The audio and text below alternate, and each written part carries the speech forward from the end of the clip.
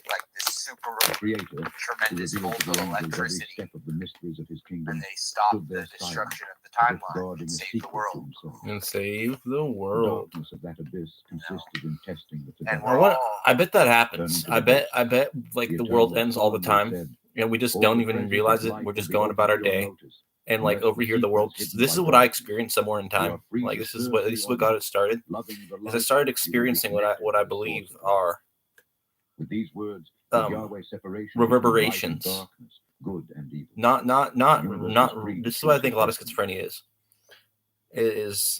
or if it's Chapter similar to 2. what I was experiencing. like The law of reverberations from perished freedom alternate of the timelines Creator becomes reality. in some sort of Now, the quantum loving Father, uh, creatures led by many an worlds infinity of peace interpretation and of honor, quantum physics. because compliance with the law Because I of kind of have that, the like universe the was many worlds expanding into interpretation of quantum happiness and physics, glory. where like There was a it's strong probabilistic bond of because, love, which well, all for one, we just don't strongly fucking united. understand quantum physics, Rational and beings, two, endowed because with the there's capacity of multiple infinite answers development, found every time, unspeakable pleasure in learning the inexhaustible and Like treasures of on divine wisdom and free Robitussin, will's involved I transmits was into life. taking on behalf of Robitussin. the on behalf of the Oh, particles. what? Harbored all Oh no, love. I just think quantum particles also have their own The free will. ministers I of the think kingdom consciousness goes that gathered far before down. the sovereign king, always ready to fulfill Like his on purposes. Robitussin, I'm Lucifer was through the experiencing, so eternal like this made manifest his angel designs. came into my After room receiving a new and revelation, like he promptly dissolved the conveyed to the wall in angelic my host. bedroom These in turn and like shared told the me that creation. I was the devil, In swift flying angels and were heading for the planet and capital, you where unified in me large with the assemblies higher gathered spirit of God, representatives of other and worlds. so In many of these that assemblies, it's kind of Lucifer like was a Tibetan present, tantric filling the participants practice of joy and admiration. where the monks Perfect in in all the virtues, he Abhishekam, they captivated with practice his for sympathy. years about becoming No one other with the angel could deity, and reveal then in they us the get the mysteries of the initiation, eternal the love. The Abhishekam, universe, where the being the deity fountain literally of life, comes to live was inside of expanding them, an eternity and they of are perfect that peace. deity, and everybody Obedience that they to divine meet law is was also the that foundation deity. of all So everyone progress they and see, happiness. so seeing God in While everyone, mindful of free will, and never that's what trying they to the did heart with of me, any did the creature's spirits desire and to stuff. move away from And the then I Creator. take it again. So it I've was taken for a long Robitussin time so much in the until this last problem couple of erupted in the months life of the one that I who is the feel that if closest I of the take it eternal. once, I can't take it again Lucifer, for another. Oh, you're becoming a robot. understanding the mysteries of life, because I he don't was get high. gradually drawn to the You're becoming a robot. Like I'm literally sitting there and I'm going through these alternate timelines and I'm seeing myself saying that I'm God and talking to people in the room that I'm in right now in a different timeline. People are coming to me and I'm God and I'm helping them. Not just God, like the one God, but like the universal spirit. Everyone's God knows they see them, that they are in this alternate timeline. While I'm holding on to the phone.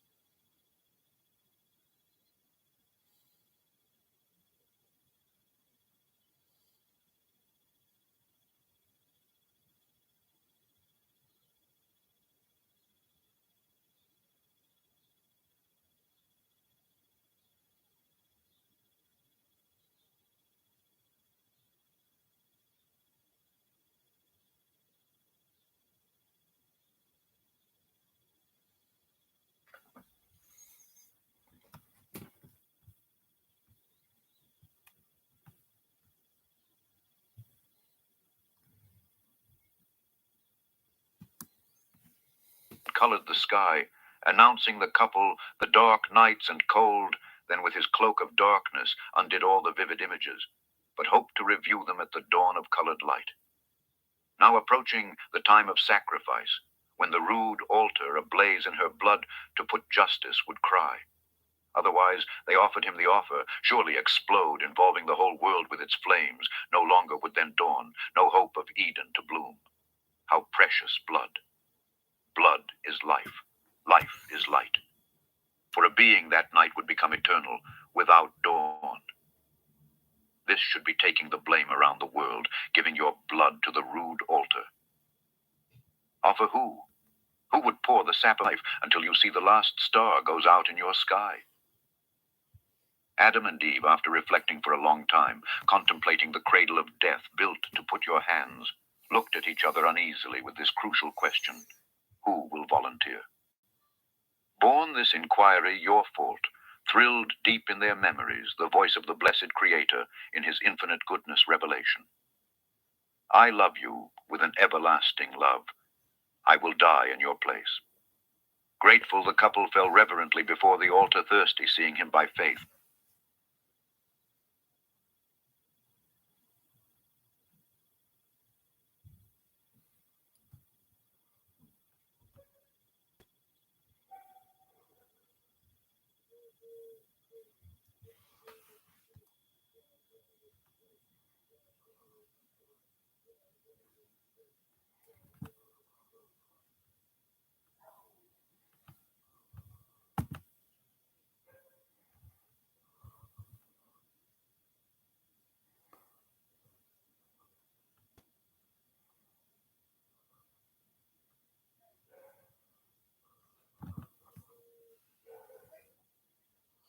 With the domination of both Christian and Islamic mythologies, it's hard to imagine a period where the principal rival of God, specifically the god Yahweh, was anything other than the devil and his satanic cadre Sorry, I'm of really demonic blind. fallen angels.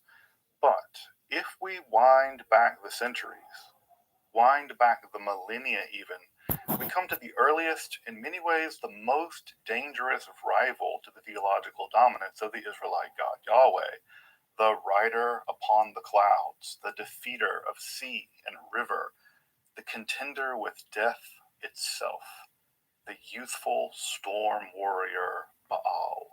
When Yahweh arrived in Canaan, Baal had long proved the most enduringly popular god of that region, and had even survived the Bronze Age collapse.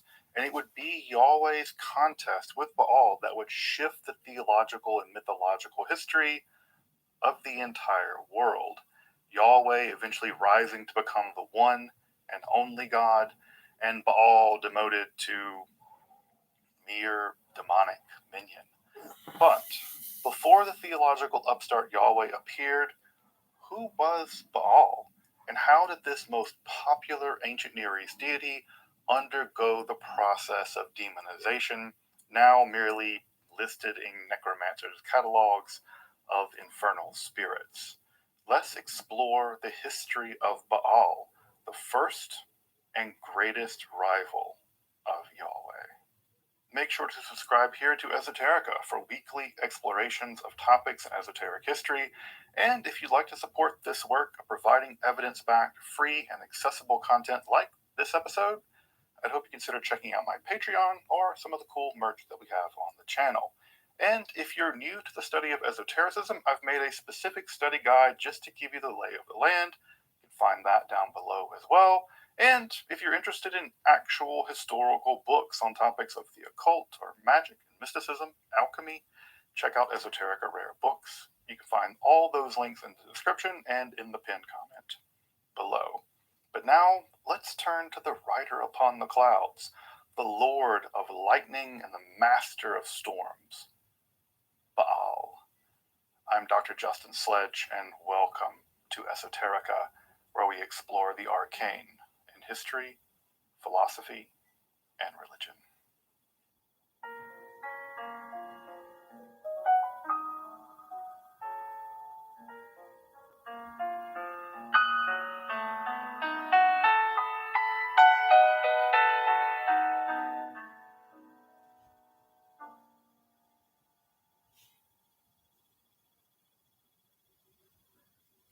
history of Baal is like the history of virtually every god.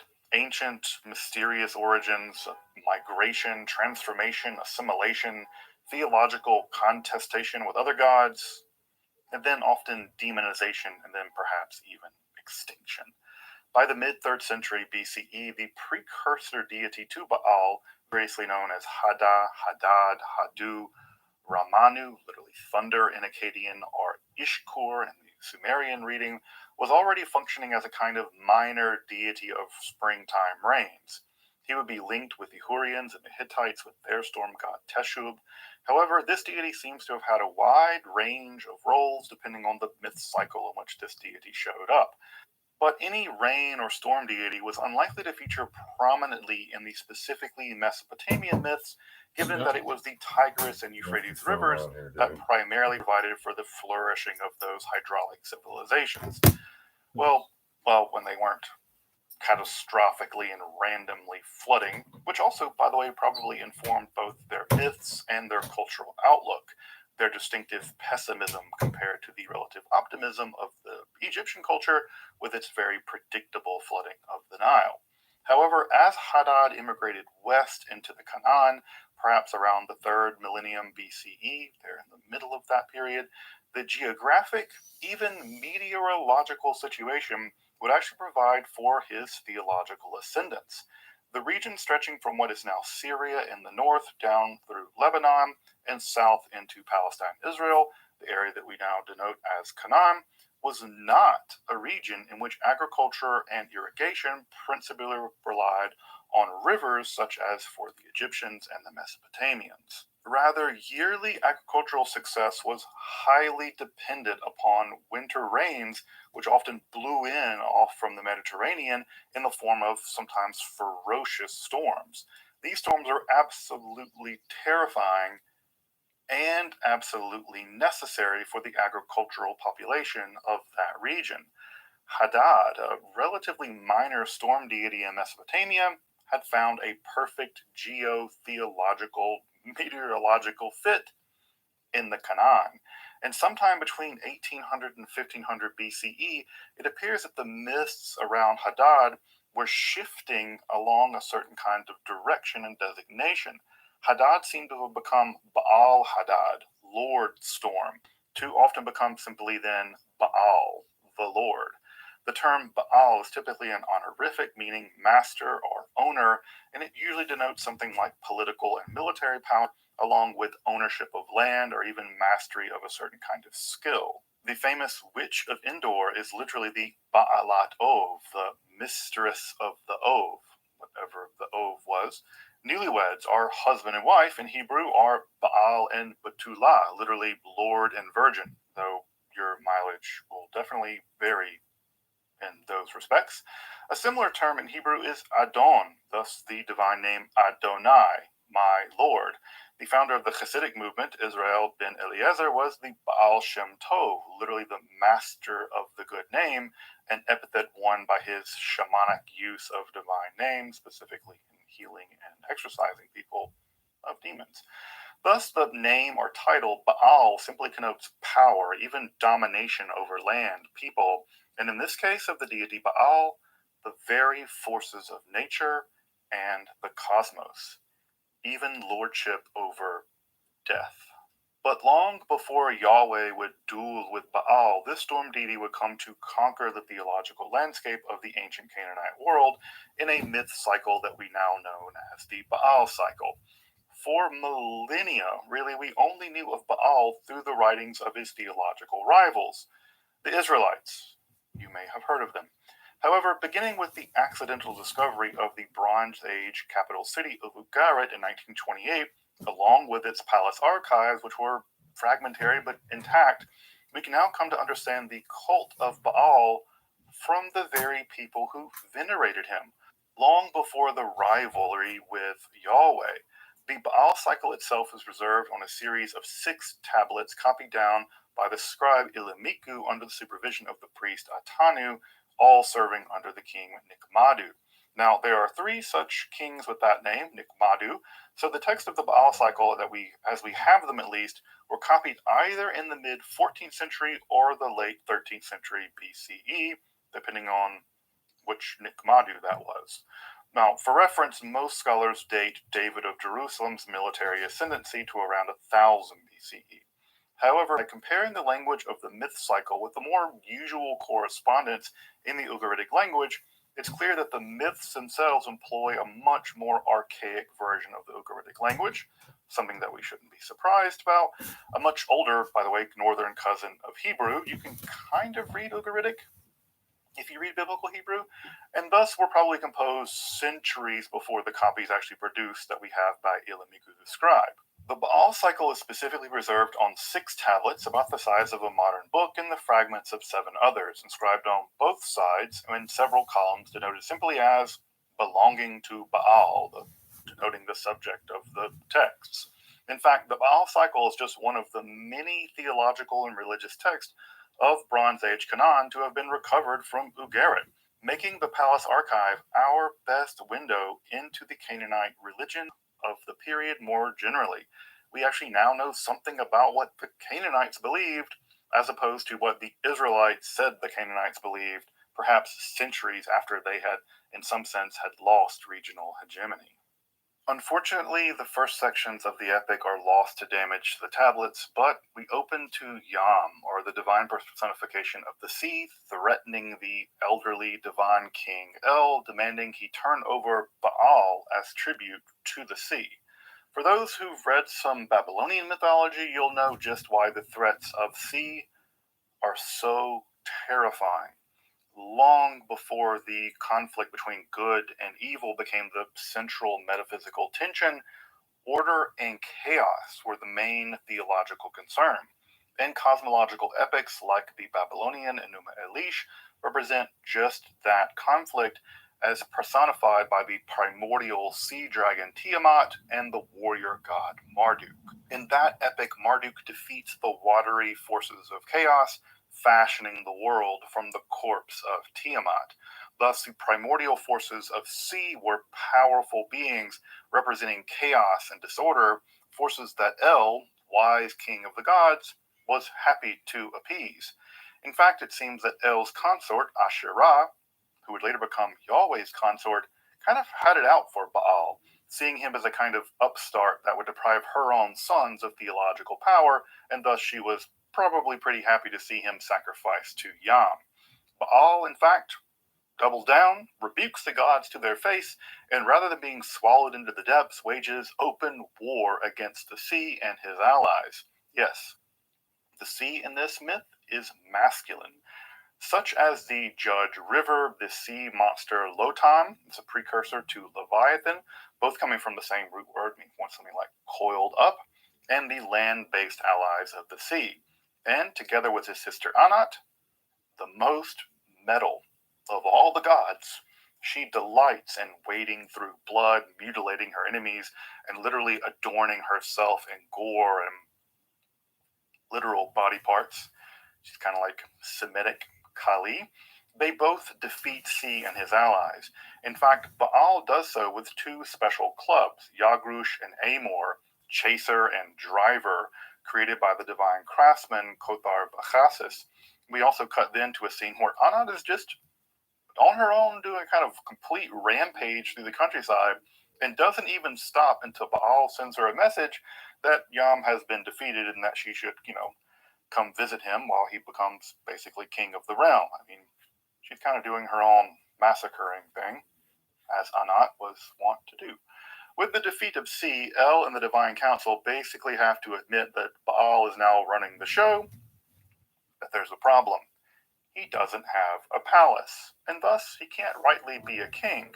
Baal dispatches Anat to petition, really more threaten El and Asherah, to allow him to construct a palace on his mountain Zephon, modern Jebel Akra, just north of Ugarit, right there on the border of Syria and Turkey. In fact, the word Zephon just becomes metonymized to become the Hebrew word for north. Baal eventually shows up with gifts for Asherah, which eventually causes her to give her consent to build the palace. That and again, Anat's not the kind of person you want to negotiate terribly long with. She even expresses her worry that once the palace is complete, Baal will come to his true power as the new kingly god of the realm. And she was right, he does. This motif of youthful warrior gods usurping elderly kingly deities was a pretty common motif in the ancient Near East. We have Hittite Teshup ousting Kumbari, Yal eventually replacing El through assimilation, and of course Zeus defeating Kronos in Greek mythology. And as ML West has, I think, pretty decisively shown, Greek mythology leans very heavily on its Semitic neighbors to the east. Indeed, the whole business of divine usurpation may itself reflect actual political tensions, as society in the late Bronze Age was basically collapsing around the composers of these myths. But with begrudging consent given, Baal employs Kothar Vachasis, the MVP of this whole myth, to construct the mountain palace out of blocks made of gold, silver, and lapis lazuli, a stone so rare that it had to be imported from faraway Afghanistan, along with planks of wood made from, you guessed it, the cedars of Lebanon. And all of this should sound very familiar to anyone who studied the construction of the Solomonic Yahweh Temple centuries later. Indeed, Solomon's Yahweh Temple is probably based on something like many other temple complexes in that region, such as those for localized manifestations of Baal worship. Solomon's temple is probably fashioned on a Baal temple, and shows you again that in many ways Yahweh worship is downstream of Baal worship, something that the Yahwists were probably self-conscious of. Now, there's an outstanding architectural concern here. Should Kothar Vachasis add a window to the palace? And at first, Baal is reluctant, but following an epic rager and yet more military campaigns, it seems that Baal is now confident enough to allow for the construction of a window.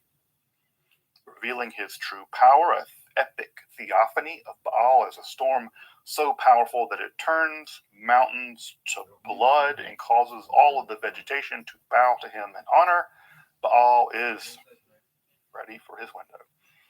But why is he initially so reluctant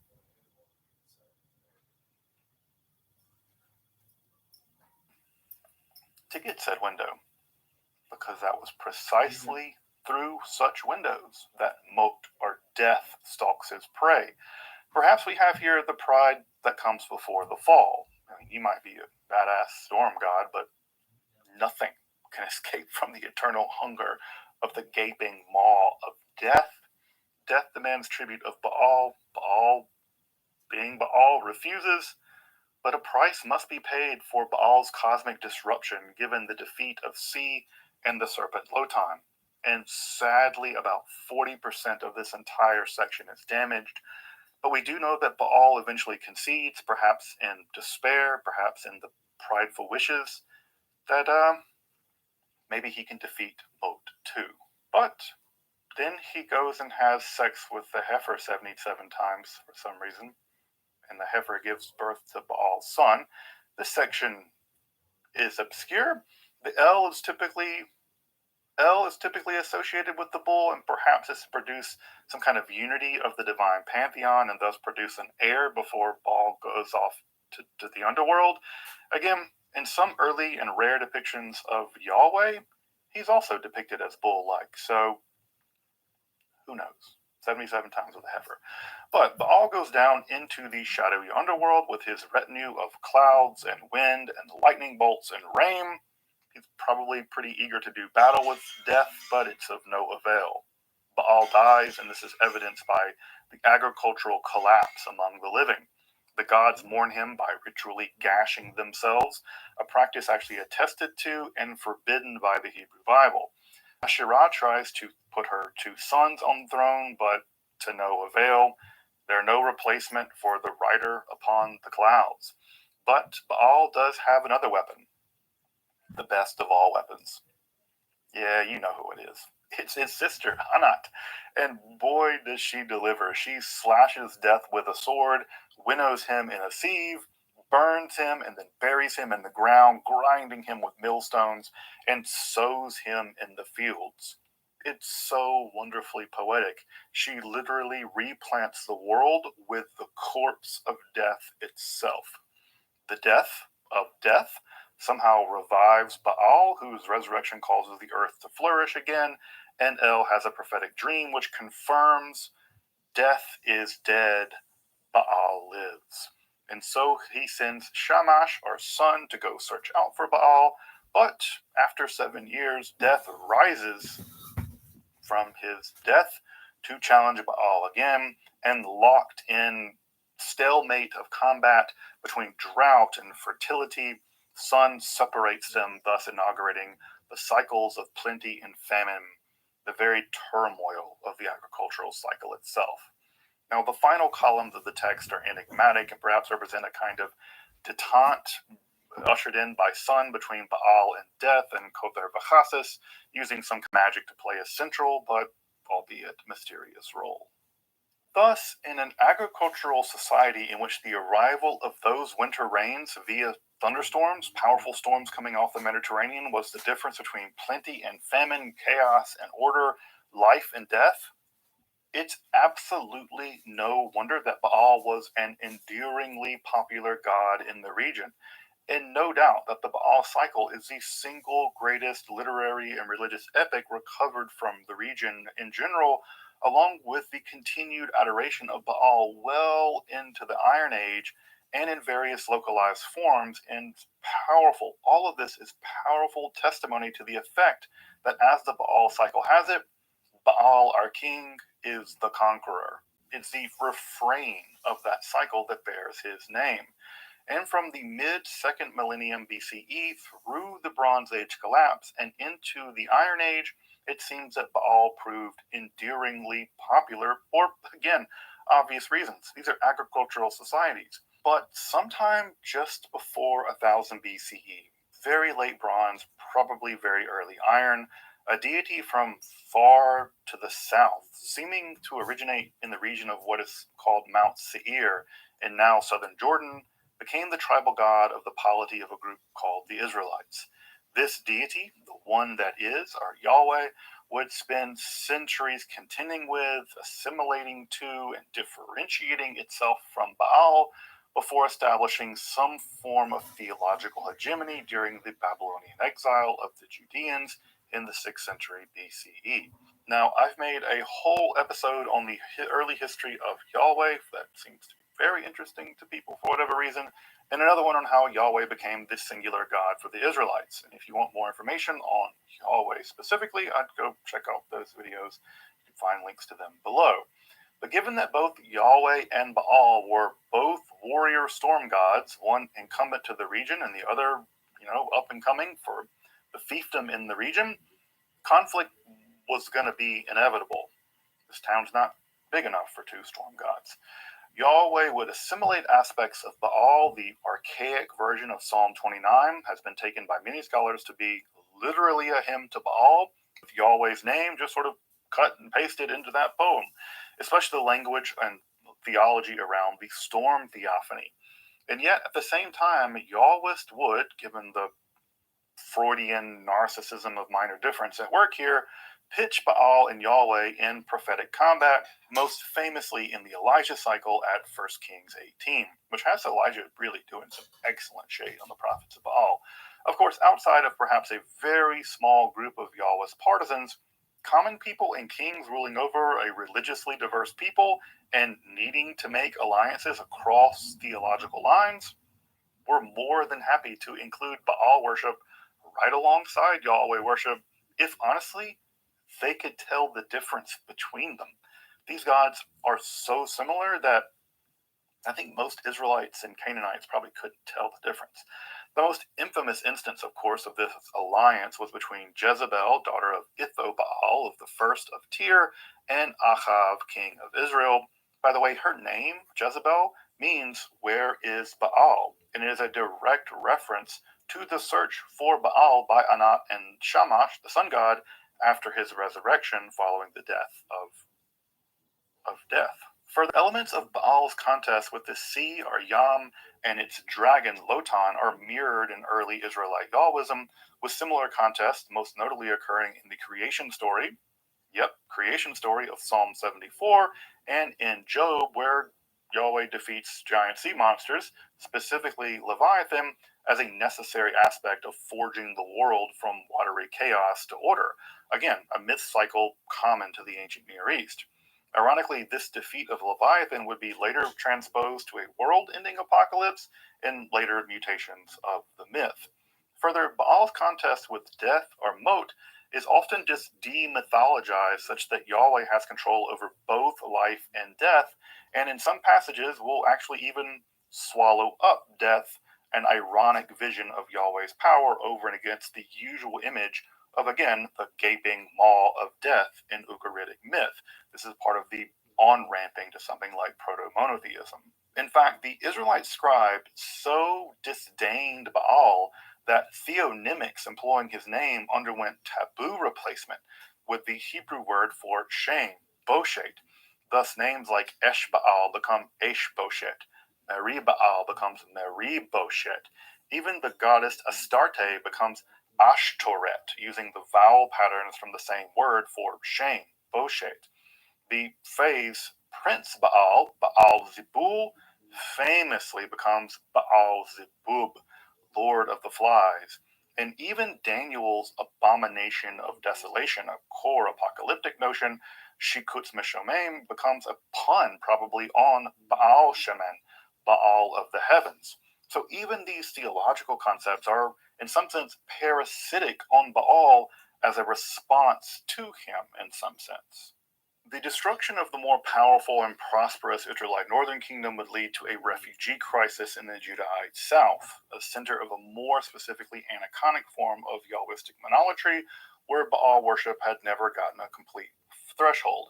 And while Baal in various forms would continue to be worshipped, for instance, among the Phoenicians, both at home and abroad at places like Carthage, assimilated to their deity Melkart, Yahwism would become the central cult of Judea prior to the destruction of the region by the Babylonians in 586 BCE, setting the stage for something like proto-monotheism to develop, primarily over there in the Babylonian exile. But Baal himself would not completely disappear.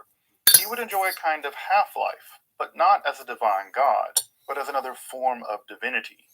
With the rise of Christianity, he became a demon. Specifically in the apocalyptic mode of Judaism, especially in contact with Zoroastrianism, the one god became attended by a host of angelic warriors over and against a force of cosmic evil, variously known as Belial, Hatan, transformed from title to person in the form of Satan or the devil, and of course entities like Beelzebub. Indeed, by the first gospel at Mark 3, Jesus himself is accused of being possessed by and driving out demons precisely by the power of Beelzebub, there denoted as the prince of the demons. These early mentions cement Beelzebul or Beelzebub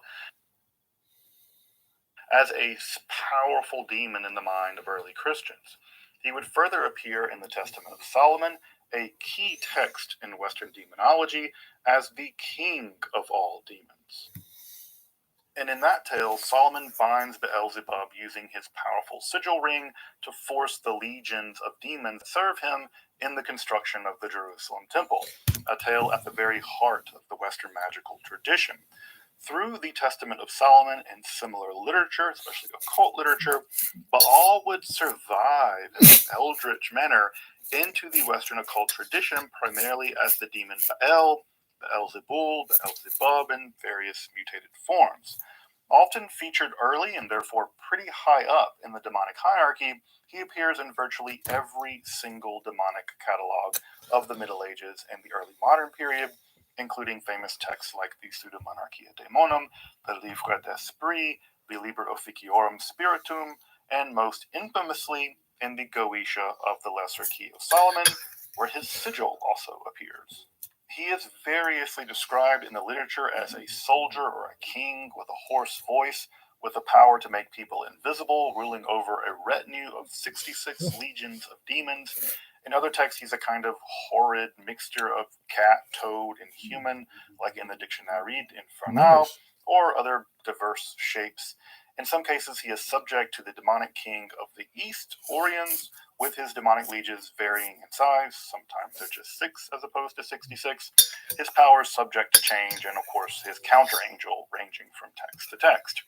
But by Milton's 1667 epic Paradise Lost, the name Baal in the plural becomes Baalim, and it has simply become the watchword for the entire horde of all male demons cast down upon the earth following Satan's rebellion. Baal simply becomes the name for the grab bag, the pandemonium of demons. In the thousands of years since Mesopotamian Hadad became Canaanite Baal, the heroic rider upon the clouds, the defeater of sea and death, the reigns that sustain life, he would contend and ultimately lose theological hegemony to the upstart Yahweh.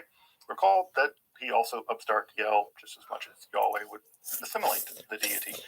El really is the loser in all this. He would become demoted to become one of many demons, especially by Christians and to some extent by Muslims. He would become a stock demon of grimoires, powerful, yeah, but still hideous. But with the discovery of the Baal cycle in the 20th century, it's high time that we balance the highly polemical narratives of, frankly, Yahwistic propaganda that constitute Israelite literature with the very scriptures produced by the very people that historically venerated Baal, not as some false god, detestable foreign god, and much less some dreadful demon, but a deity much admired and worshipped by the ancient peoples of Canaan for very good reason.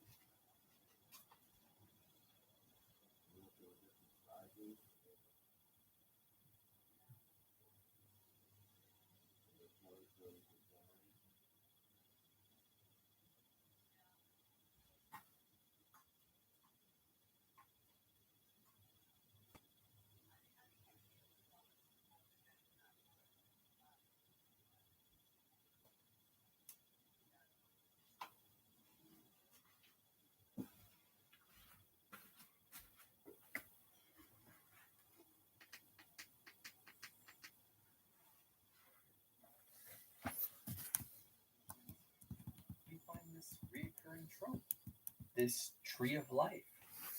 But what is this exactly? How did all of these cultures come to use this same motif?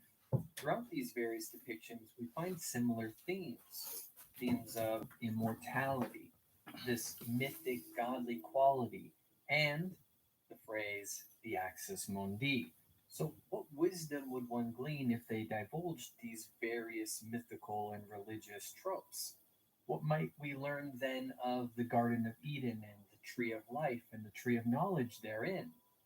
Given all these voices across the expanse of human history, what is the Tree of Life?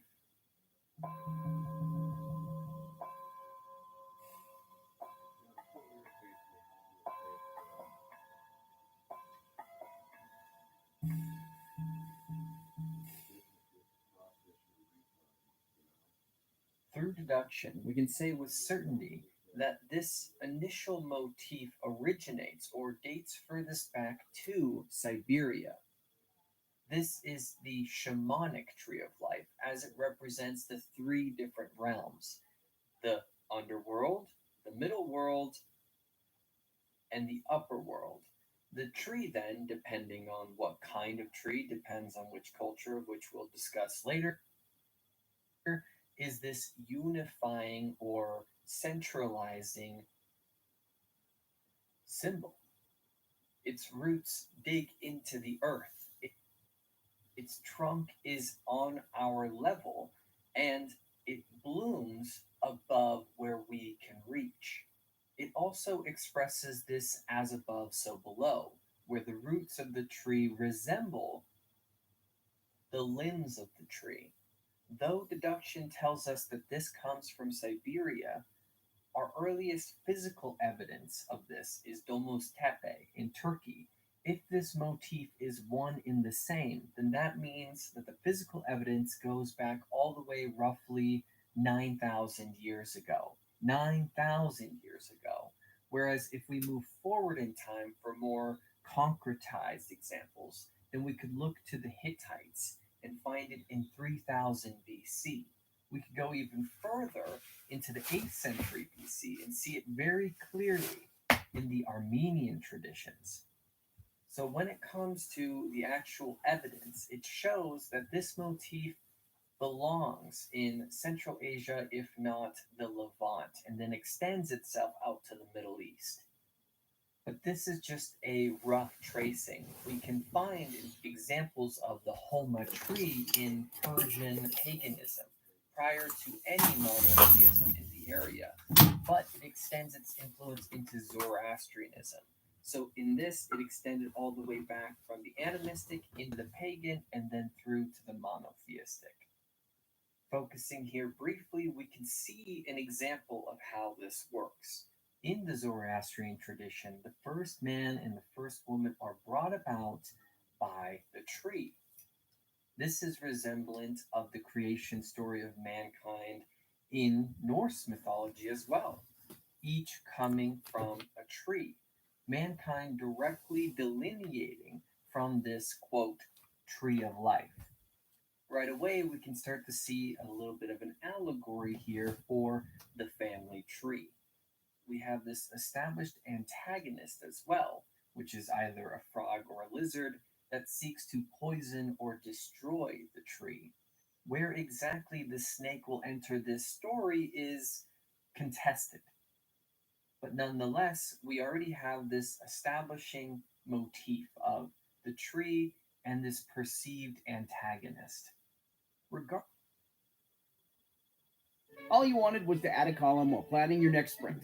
Maybe it's time to move to Monday Dev. Here are 5 Monday Dev features to plan, track, and ship software fast. Manage your sprints on flexible Kanban and Scrum boards. Fully customizable, no need to call your admin.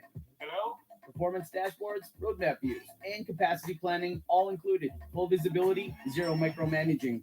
Use the hierarchy views to link multiple boards and view different teams, all from the same place. No additional costs, no add-ons needed. Wow! No more boring daily stand-ups. Shake things up with our shuffle mode and get AI-powered suggestions for each team member. Nothing says fun like unpredictable public speaking. Monday Dev's GitHub integration uses powerful automations to give you full visibility into day-to-day progress, while letting your developers stay in GitHub and focus on coding, not manual updates. Monday Dev. Plan, track, and ship software fast. Sign up for a free trial. No credit card needed.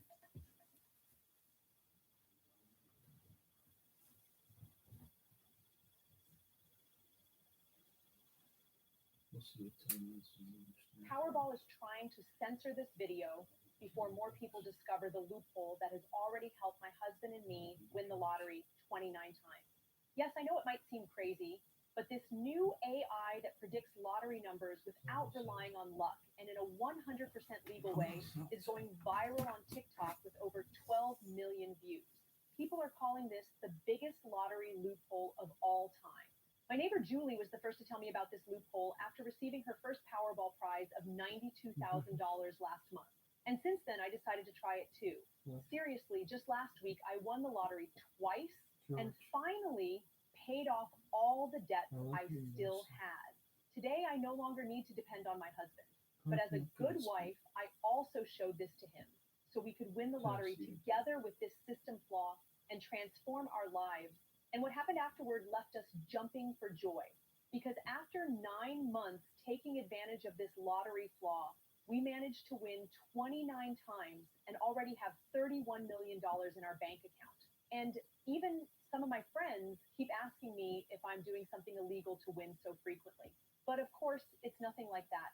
And to prove it to you, I decided to reveal everything with my husband in an exclusive podcast that was just recorded 15 days ago. This is extremely new, and we're going to show you how you can also predict the drawings and hit at least 4 Powerball numbers in the next 3 days. To be honest, I know there are people who would pay a fortune to discover this. We've been offered $2,000 to teach this because after you see with your own eyes the numbers repeating, you just need to enter the lottery on the right day, already knowing you'll win a prize. But since I've already recorded this free podcast and I'm about to go on vacation to Paris, I won't have time, and I decided to make this video free for the next 4 hours via the button shown below, just for those who click now. Just promise me that when you start winning the lottery, you won't become arrogant with others. Okay? Believe me, this could be the best money-making opportunity since Bitcoin. And if you don't hit at least 4 numbers in the next few days, I will personally send $10,000 to your PayPal account. Paying off credit cards will never be a problem for me again. And it may not be for you either, but don't waste time. I heard that Powerball is doing everything to prevent more people from discovering this loophole, and this may be your last chance to watch this video. So click the button below to win your first prizes, and afterward, don't forget to send me a message telling me how much you're winning, okay?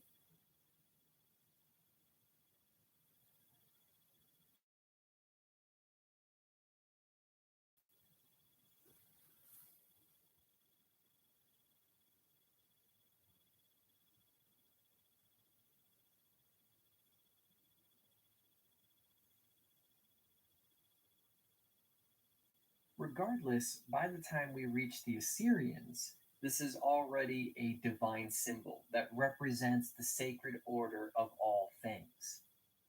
So, in the earliest of civilizations, this is already a mythical trope. Now, I should also add that this isn't always plainly just a tree. Sometimes it's rhubarb, sometimes it's the mythic Homa, but there are tales, several, that give the fruit of this tree plant a elixir of immortality quality. There's a fair number of cultures that have this motif. A tree, a plant with a fruit that gives some degree of immortality. For the Taoist tradition, this was a peach. For the Norse tradition, apples were believed to give immortality. And then, of course, in the book of Genesis, both the tree of life and the tree of knowledge play varying roles in this regard, but we'll tend to that one later. So right away we can see that this is well established across Eurasia, not to mention the Druid tradition and how much reverence it had for trees as well. But what really makes this even more mysterious and intriguing is the fact that this is amidst the Mayan tradition. Well, across the world, the Mayans have this tree of life, and at its base is a water lily monster. Throughout its midst, there are serpents and birds, and this is the reoccurring motif across the world. Most often, there is a bird or an eagle atop and a serpent gnawing at the roots, representing the underworld. The symbolism here is pretty direct. The serpent crawls on its belly, it is of the earth. And the eagle or the bird is that of the sky. So it's very much immediately observable, the different dimensions that the tree is symbolizing here. With the Mayans, this central trunk of the tree is representing the Milky Way. According to the Popol Vuh, there are 4 different trees planted at each cardinal direction of the world. Each of these hold up the heavens, and the 5th tree is in the center, and this is the one that connects the lower world to the heavens. So there's one central tree. This is, in comparative religious terms, the axis mundi, the column or the pillar of the earth, that which holds up the center of it all, or the center of the universe. The name for this tree translated is the green tree or the first tree. This is Shivalva, the creative expanse of all variant forms of life, and evokes contemplation on the afterlife and the continuity of life.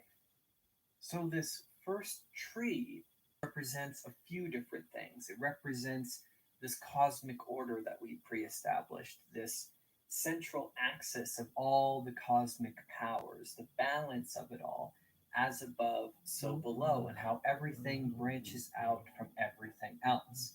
But then there's this spiritual growth aspect as well, that of which we aspire towards as we move towards the heavens in our evolution. And then there's life and death.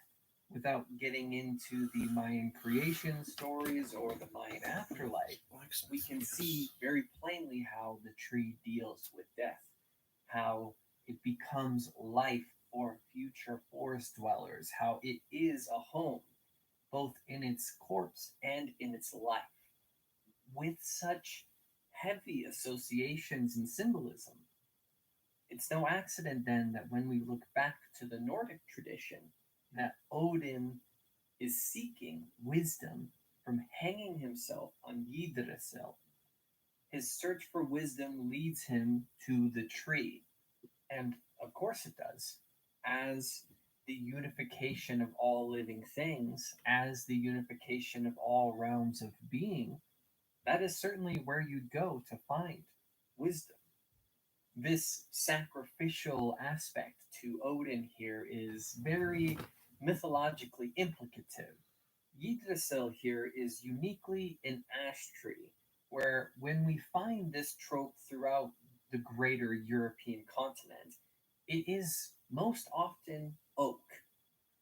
And in this, I would harbor a guess and say that whichever culture is giving this world tree designation is giving it to their tallest tree, where they live. What is the tallest tree? Oh, This Xcode developer tool is used by 80,000 app developers every year. RocketSim offers 30 powerful Xcode simulator features, including a network speed control, traffic monitor, user defaults, oak is most certainly associated with the Proto-Indo-European sky father, thus Zeus and thus Jupiter, or Ius Pater. So there is this messy case of the leader of said pantheon or paganism and their association with this world tree. In the case of Yggdrasil, it extends to 9 different realms of being. Not to mention that 9 is a recurring sacred number to the Nordic tradition. 3 times 3 equals 9. There's a lot to discuss here. The variant species that are declared as sacred for various purposes, apple, yew, alder. There's so much to mention in the way of the history of sacred trees. But if we're just focusing on the world tree here as a motif, then it's Yggdrasil as ash and this suggestive recursion of the use of oak in this symbolism as it extends out to the Welsh, out to the Druids, out to the Celts, so forth. But the most provoking, in my opinion, is the sycamore tree, or the fig tree, depending. In ancient Egypt, the sycamore was associated with the goddesses Hathor, Isis, and Nut, all very powerful and dignified goddesses in the Egyptian tradition. This life giving tree, a meeting place for lovers, a number of different mystical and magical associations. The Kikuyu people of Kenya find this sycamore tree to be of the most sacred and associated with their creator deity. And curiously enough, the fruit of the tree of knowledge in the Garden of Eden is most likely a fig. And the reason that is because, again, the greater association mythologically with this area, for one, but for two, what do Adam and Eve cover themselves with when they are ashamed of their nudity? Well, right there, immediately on hand, it is a fig leaf. Okay, so then it is presumed that this fruit of the tree was in fact a fig, associated with the sycamore tree. The apple serving this function in mythology is an appropriation of Celtic mythology. So that is a later mythological drift, which is confusing because historically the apple was associated with immortality. With its appropriation for this purpose in the biblical Eden story, it's doing the opposite. So you can see the confusion of using this as that device. Coincidentally, the tree that Buddha sits under, the tree of enlightenment, the tree of awakening, the Bodhi tree, is a large fig tree, this Ficus religiosa. So, strangely enough, the Buddha is sitting under another likened fig tree, as it is very implicatively involved in the Garden of Eden story. So it seems across the Middle East, this was the trope. This was the iconic sacred tree, a fig tree of some kind. Coincidentally, from an academic standpoint at least, the final version of Genesis as we've inherited would have been put around 400 BCE. And again, coincidentally, the story of Buddha's enlightenment is dated around 400 BC. Whether sycamore or ficus religiosa or the ash tree where Odin is getting his knowledge from, in that case, Odin seems like it's a much more transformative process, much more of a sacrificial process. Odin puts up his life to achieve this wisdom. In a more figurative way, so does the Buddha, and in a more direct way, in the sense that you will die. Adam and Eve eat of the fruit of the tree and open themselves up to death, the knowledge of good and evil. A pervasive attitude towards the trees in Celtic traditions, as it extends up to the Britons, was that the tree represented their ancestry.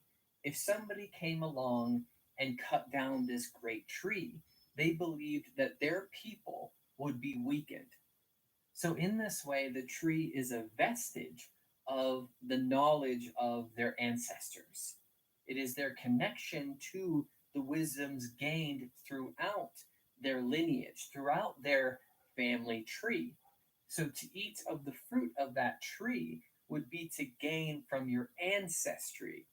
If this was a ubiquitous attitude across the ancient world, or if this was the initial attitude that was given towards this initiating myth, then it seems by the time we reach the Garden of Eden story, or even by the time that we reach the story of the Buddha, that this might have been already misunderstood in its origin. While this is speculative, if you're wishing to achieve a mystic knowledge, you're not just getting that blindly from the universe. If you're getting it from the tree, as the stories tell, then it's coming from your ancestors. Those who have lived before know of the mystic truths of the universe, and they are handing it over to you in exchange for something.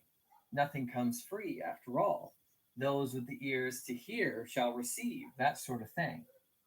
This ancestral tie to this knowledge and this familial tie to this tree certainly explains why, in the beginning of this session, we were seeing how mankind was believed to originate from the tree. Stories that tell that the acorns of Yggdrasil are our souls, and the storks pick them up and bring them to our mothers, so that the soul will be implanted in that person, you see. That's also the stork story. The poems about Yggdrasil certainly corroborate this, because what feeds the base of the world tree is the well of Erd, or the well of the word previously mentioned in the course of a number of times. This is also referred to as the well of memory, and it's said that if you betray your past, disrespect your history, then the roots will dry up and the tree will decay. So then there's this crucial aspect to memory, as it is associated with the tree of knowledge, or the tree of life, question mark. After all, who is at the base of this tree? Who is tending to the well of Erd? Well, it's the past, present, and future. It's the Norns. Again, we have that triple motif: the past, the present, and the future. The roots of the tree, the middle of the tree, and the upper parts of the tree. You can see how this isn't just a underworld and heavens and middle world reference. It's also extending out to all triple forms: past, present, future, younger, now, older, so forth. So we might just say that the alleged immortality that comes from this mythic tree might just have something to do with ancestry more than it has to do with actual literal immortality. Before moving on, I want to extend the conversation back out to the aforementioned evergreen tree. As mentioned with the Siberian shamans, where I believe this all originates from, the evergreen tree and its relationship to the Amanita muscaria, the fruit of the tree, is also much later associated with the Persian deity Mithra as it moves into Mithraism, as it is in Rome. This is potentially the reason, or one of the early reasons, why Christianity will eventually pick up the Christmas tree, this evergreen, and its association with what will become Christianity, implanted into Roman culture prior to any of the written stories of the New Testament. It's certainly worthy of mentioning that the psychedelic properties of this Amanita muscaria, this fruit of the evergreen tree per se, would certainly bring one to mystic states of being that would be likened to a state of immortality. That is a whole other kind of lead, a potential initial inspiration for all of these more mythical claims that yet with the world in chaos, what's really needed is someone to finally make sense of human seemingly mad behavior, which is actually what Australian biologist Jeremy Griffin. That yet again, the initial inspiration for this immortality motif is more figurative. So this has been a lot of information. So let's do a bit of a refresher to clear this up. If the prognosis that this story began in Siberia a long, long time ago is correct, then one could surmise the guess that this story was brought through the Bering Strait and eventually found itself in Mayan culture. The deep history of this motif is attested by the architectural finds in Turkey and throughout the Levant. The tree of life, as it is associated with immortality, seems to be the initial inspiration because that is ubiquitous. It extended itself all the way out to China, for instance. However, the tree of knowledge seems to be a later growth from this mythological origin and is mostly associated with the Middle East and the Mediterranean. It seems that when we find this knowledge aspect to the tree in the Druids or in the Nordic tradition, it is much more based in ancestral knowledge than it is in the Middle East. This ancestral knowledge, as it extends to the Druidic rites, for instance, the knowers of the oak is a proposed etymology of the word druid. Regardless of where we are, this motif is more or less the same, but the particularity. In a recent video, I described the priest King Melchizedek as the religiosa, so forth. That can change, but the form of the tree and the height of the tree is the unifying physical characteristic.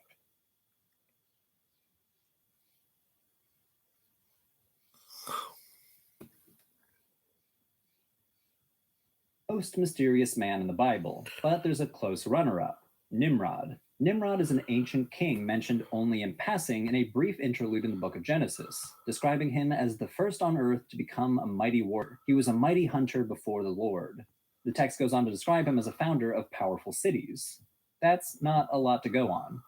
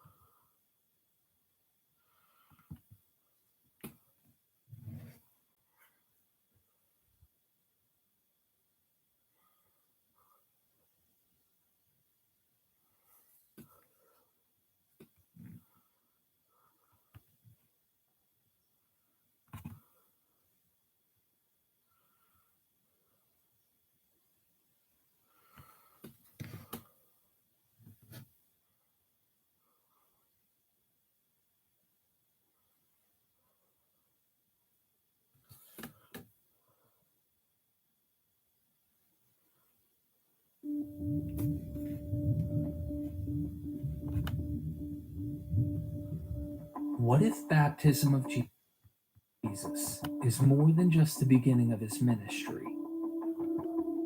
What if it's the key to unlocking the entire gospel narrative? With 2.6 billion believers in the world, few have ever stopped to question whether this moment was history or something far more enigmatic. Mark, the earliest gospel, offers no nativity, no divine birthright, only this: a ritual washing, a open sky, a voice from beyond. But is this scene born purely from Jewish tradition, or does it whisper something bigger, something woven from the myths of Greece and Rome? Could this be the mark of a mystery religion in its infancy, mirroring ancient rites where the hero's divine calling sets him on the path to suffering, death, and ultimate transformation?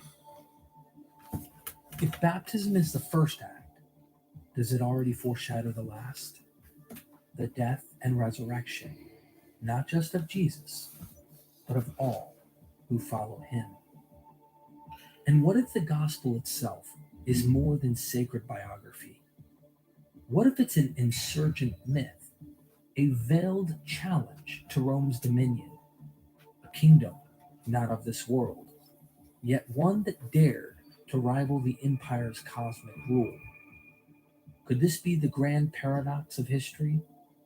That the very power it sought to undermine would one day kneel before the crucified king, enthroning his name above all others?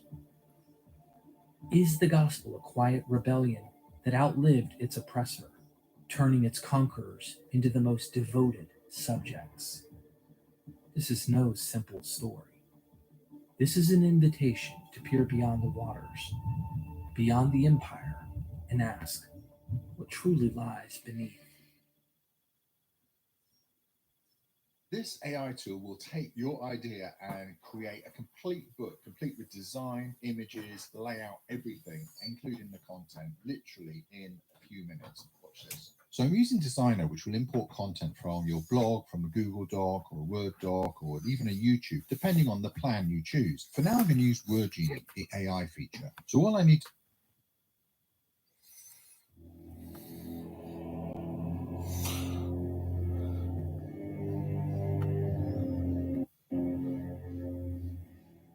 When the Gospel of Mark thunders onto the scene, the beginning of the Gospel of Jesus Christ, the Son of God, it is not introducing a new idea. It's repurposing an old one, a title already echoing through the marble halls of the Roman world, emblazoned on coins, chiseled into monuments, and proclaimed in the streets. Mark's opening words resonate with an eerie familiarity, not just within Jewish tradition, but in the imperial rhetoric of Rome. To the untrained eye, this might seem like a simple introduction, but beneath the surface, it is a calculated challenge to power, an act of literary defiance wrapped in sacred language. The term evangelion, gospel, or good news, was not merely religious jargon. It was the language of empire. It was the proclamation of a new order, the announcement of a ruler whose reign would bring salvation, but not just any ruler. The Prian calendar inscription from 9 BCE heralds Augustus Caesar as the divine savior of the world, the bringer of peace, whose birth marked the beginning of the gospel for humanity.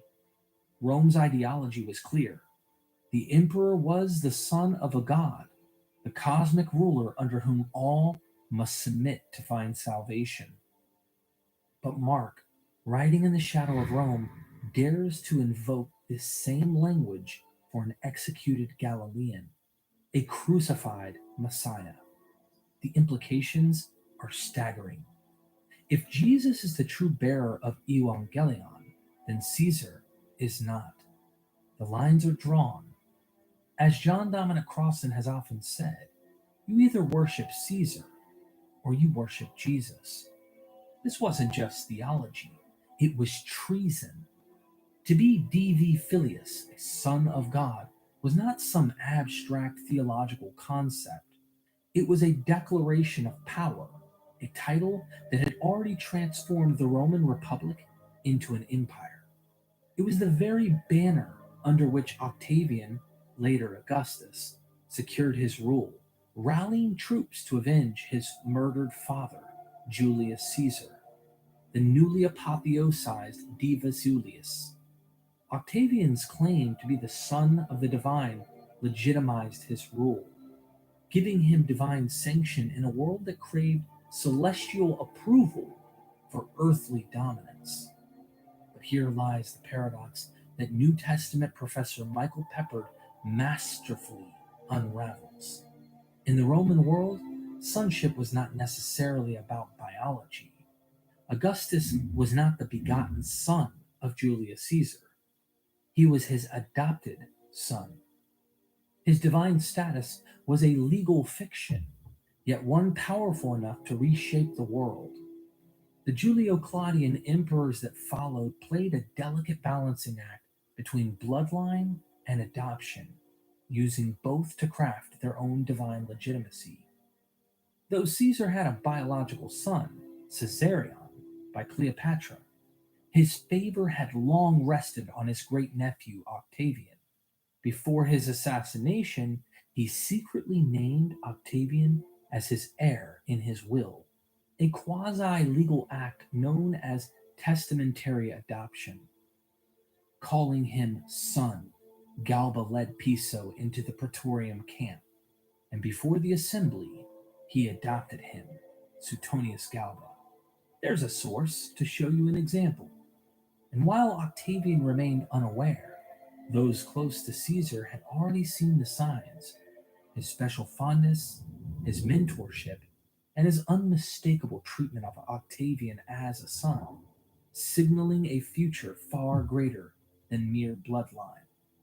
Octavian skillfully claimed both divine lineages. He was a son of God through his adoption by Caesar and son of Apollo through divine begetting. Adding to this, he traced his ancestry to Mars and styled himself as a new Romulus, refounding Rome itself. In his struggle against Antony, that's Mark Antony, for absolute power, Octavian wielded both aspects of his divine status. His filial bond with Caesar rallied the legions and won public favor, while his connection to Apollo countered Antony's self-fashioning as Dionysus or Hercules. Yet, in the end, it was his title, Divi Filius, son of the deified Caesar, that proved most effective, securing the foundation of the Julio-Claudian dynasty through the power of adoption. Augustus, the master architect of empire, understood better than anyone that power was not just won on the battlefield.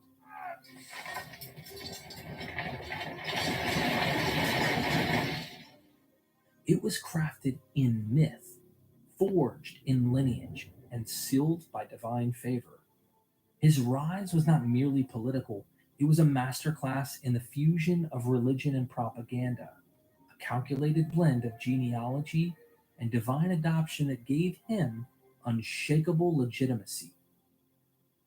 As the heir of Divus Iulius, the deified Julius Caesar, Augustus could claim sonship to a god not by blood, but by decree. His adoption was a legal fiction that became the cornerstone of his divine right to rule. His mother Attia was said to have been impregnated by Apollo in the form of a serpent, mirroring the divine birth stories of heroes and demigods across the Mediterranean. This strategy, blending divine adoption with divine begetting, was so effective that it would later find echoes in the way early Christians shaped the identity of Jesus. Just as Augustus's adoption by Julius Caesar granted him imperial legitimacy, so too does God's voice at Jesus' baptism in Mark's Gospel, proclaiming, "You are my beloved Son," Mark 1:11. Here, Jesus, like Augustus, is made divine not through biological descent, but through the authoritative decree of a higher power adopting him.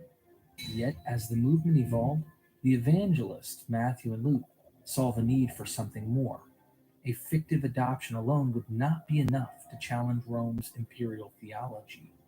Jesus also had to be divine by birth, and so they wove fabricating genealogies and divine conception stories that placed Jesus within the royal line of David while also making him the literal Son of God, born of a father god and mortal mother, much like the myth of Apollo impregnating Augustus's mother.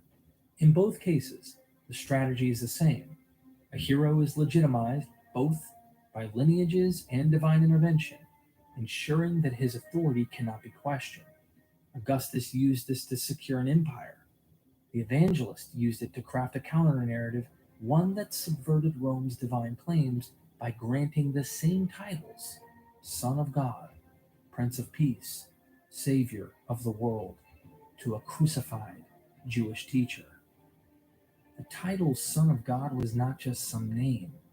It was an instrument of rule, a claim to power that made and unmade emperors. Now step back with me into the first century. The very moment that the title Son of God begins to circulate in reference to Jesus of Nazareth is the same moment that the Flavian dynasty redefined what it meant to be divinely chosen.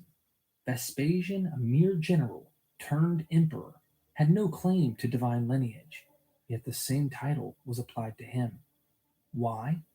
Because the Roman machine had already learned that divine sonship was flexible, adaptable, a tool of legitimacy rather than an inherited right. And this is where Peppard's insight cuts deep. The early followers of Jesus living under the shadow of the empire didn't need to invent a concept of divine sonship. They simply reappropriated the Roman one. Like Augustus, Jesus in Mark's gospel had no divine parentage in a way a God-born hero might. Instead, his divine status was conferred through adoption. At his baptism, a voice from heaven declares, "You are my beloved Son," a scene that echoes the very language of Roman adoption rituals, where a new heir was publicly affirmed and given the full rights of sonship. This was no coincidence. But here's where Mark's gospel inverts the imperial model.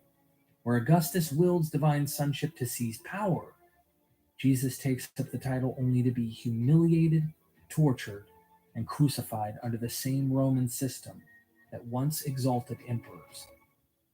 The Gospel of Mark does something radical. It takes the very language of the empire, the very mechanism that justified Caesar's rule, and turns it into a story of suffering and sacrifice. Mark's baptismal scene is not just a moment of spiritual significance, it is a coronation. And yet, it is a coronation unlike anything Rome had ever seen. In Rome, divine sonship meant absolute power. For Jesus, it meant absolute surrender.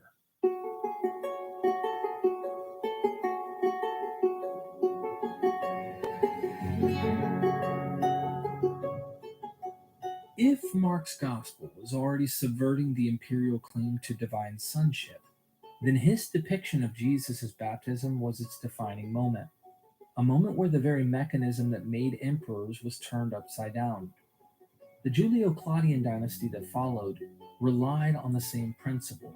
Tiberius, Nero, and the emperors in between cemented their rule through adoption, ensuring that divine sonship was not merely inherited but conferred. To be the Son of God in the Roman world was to be named as such by decree, through the authority of the ruling powers, sealed by the will of the gods. Now step back into the waters of Jordan. Jesus, an unknown Galilean, wades into the current, and the heavens themselves split open. A voice from above speaks, echoing the language of Rome's most sacred rituals. "You are my beloved Son, in you I am well pleased." This was not merely theological poetry. It was a challenge to the deepest foundations of Roman ideology. Jesus had no armies, no elite pedigree, no claim to earthly rule. And yet, through adoption, he is proclaimed the heir to a divine kingdom, one that Rome does not control. But Mark does not stop with the proclamation. The moment is sealed with another symbol, one that had deep resonance in both Jewish and Roman thought that the Spirit descended upon him like a dove. Much ink has been spilled over the meaning of this imagery. Some have linked it to the Spirit of God hovering over the waters in Genesis, while others have suggested connections to Jewish sacrificial traditions. But Michael Pepper pushes us to consider a different perspective. What if the dove was not just a Jewish symbol, but a Roman omen? In the Roman world, birds were divine messengers. The augurs, priestly officials responsible for interpreting the will of the gods, watched the skies, knowing that a single bird's flight could determine the fate of battles, coronations, and empires. When an emperor was anointed, signs in the heavens were expected. A celestial endorsement could validate a ruler's divine favor or warn of impending doom. So when Jesus emerges from the water and a bird descends upon him at the very moment of divine proclamation, it is no accident. A Roman observer would have understood this as an unmistakable parallel. Just as the gods marked their chosen emperors through omens, here was a divine signal that this man was favored by the heavens. But instead of an eagle, Rome's proud and warlike symbol, the sign comes as a dove. Of course, the creature associated with gentleness and peace. Where Augustus was anointed by war, which brought peace, Jesus is anointed by suffering, which is supposed to bring peace. Where emperors rise through conquest, Jesus rises through humility. Mark's gospel was not just a religious text. It was an act of literary revolution. It was a direct revolutionary challenge to the empire itself. To call Jesus the Son of God was to dethrone Caesar in the imagination of Mark's audience. It was to declare that true power was not found in the palaces of Rome, but in the suffering of the crucified. And that was a claim that could get you killed. Dr. Richard C. Miller in Resurrection and Reception reveals how the Roman world understood all this.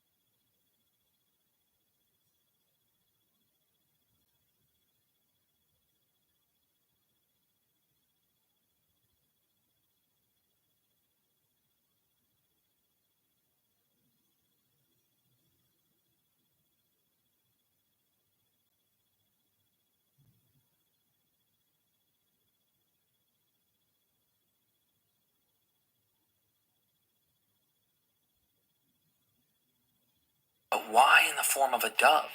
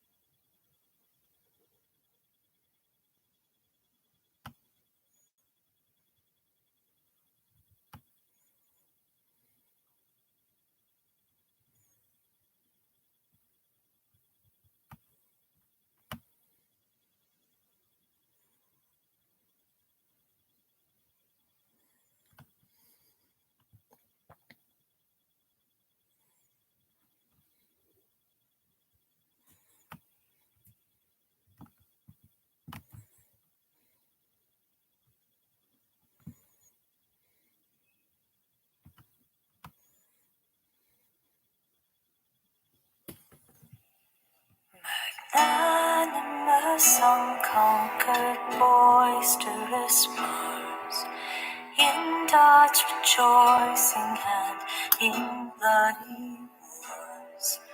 Fierce and untamed, whose mighty power can make The strongest walls from their foundations shake. Mortal destroying king defiled with gold, pleased with war's trouble, tumultuous roar. The human blood with swords and spears delight, and the dark ruin of mad savage fight. Stay furious contest and avenging strife. This bitch girls get so mad when that happens. Embitter human life. To lovely Venus, to Bacchus yield To Ceres give the weapons of the field. Encourage peace, to gentle works inclined, and give abundance with benignant mind.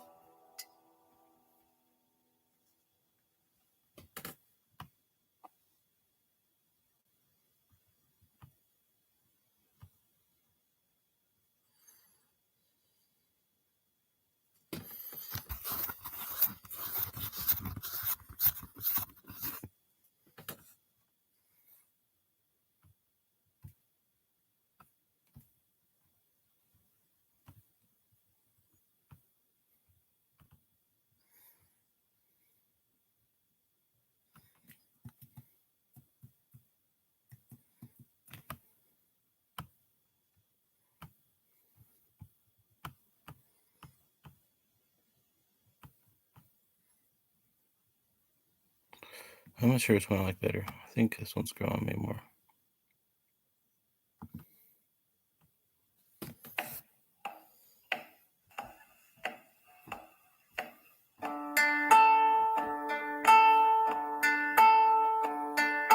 Hear my deep Poseidon, ruler of the sea profound, whose liquid grasp becomes the solid ground, who at the bottom of the stormy main, dark and deep bosom, holds the watery rain.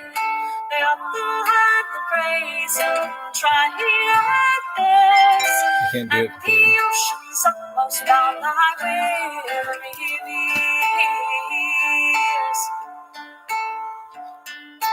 He high invoke, who steeds the foam divide, from whose dark locks the briny waters glide, whose voice loud bounding through the roaring deep, It's bad when you sit down too. drives all its billows in a raging heap, but fiercely riding through the boiling sea.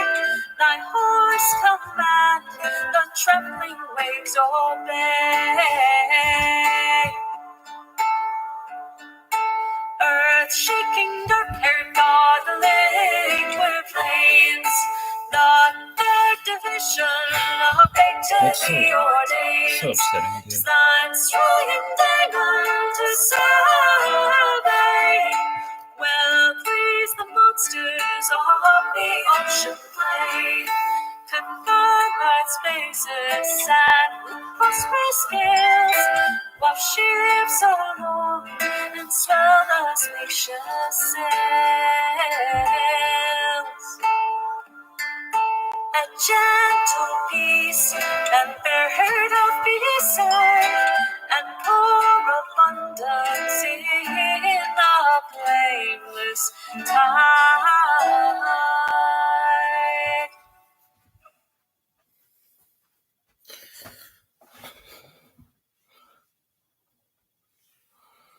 I'll be careful with my back the way it is.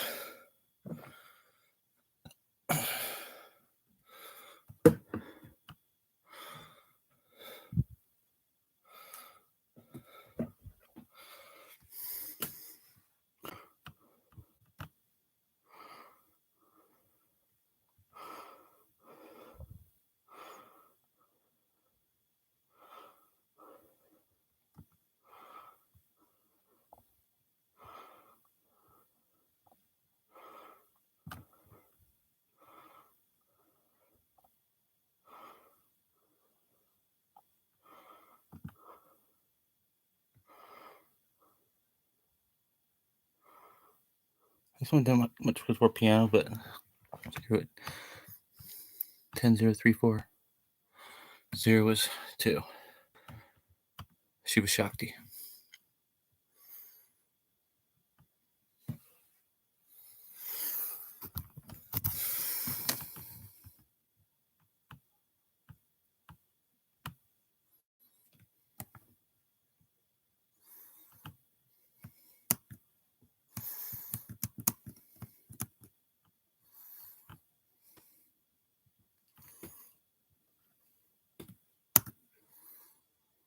Right now at US Cellular, you can get 4 free phones plus 4 lines for $90. Hey, we're tired of having the wool pulled over our eyes with these hidden requirements. What aren't we seeing? Yeah. Do we get our choice of free phones? Yep, you get the latest phones. I bet we have to trade in our old phones, though. Nope, sure don't. Wow. High five. Almost. Higher. Yes. Nope. Get 4 phones plus 4 lines for $90 with no trade-in, and we'll pay off your current contract when you switch. US Cellular, built for us.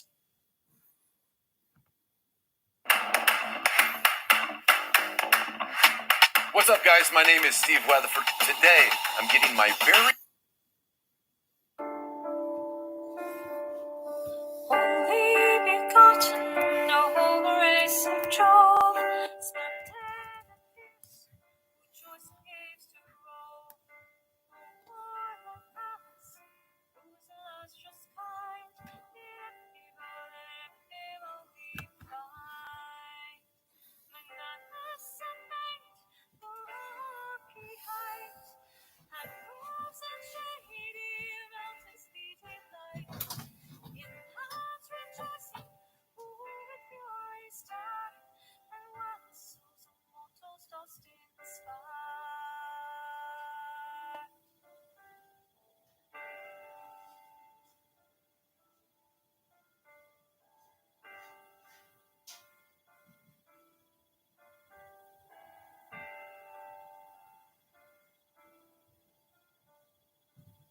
Past and virgin of Druidic mind, dark Roman's faith, unmarried blessed kind, hunger of hearts, impetuous under store, rage to the wicked, wisdom to the good. Beware and men, the hearts of war are thine, but letting much born dragoness divine, or barren giants, rouse to earth, the curses driving with destruction die.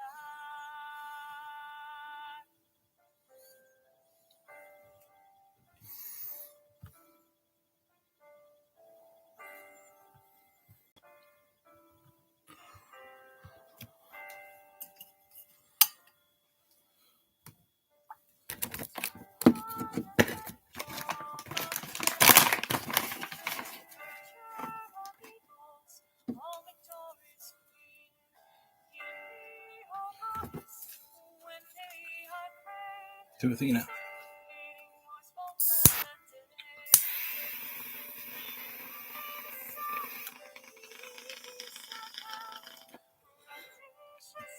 Justice. Battle strategy. Strategy. Period. Prudence. Wisdom.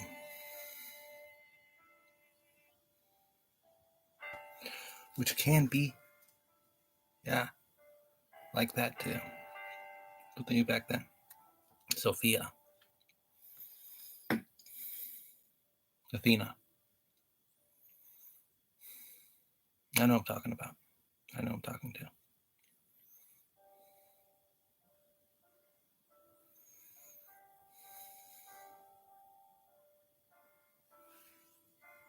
I'm glad Chris is no shit. He's no shit. Nothing. He does, but he don't.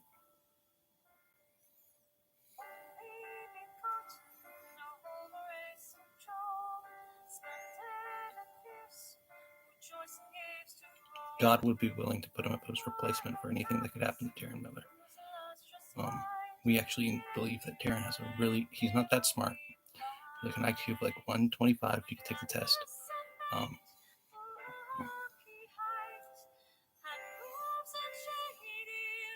Higher than that, actually. If he could really take the test, even in the shape right now, he could score like if he could really focus and take the test like you guys can. Okay, so that's part of intelligence, and he knows that. But you know what I'm talking about, the depth of his mind. 145. Because he's just not fucking stupid like you guys are sometimes. He acts like it because he's smart enough to know that it doesn't make any difference how he acts.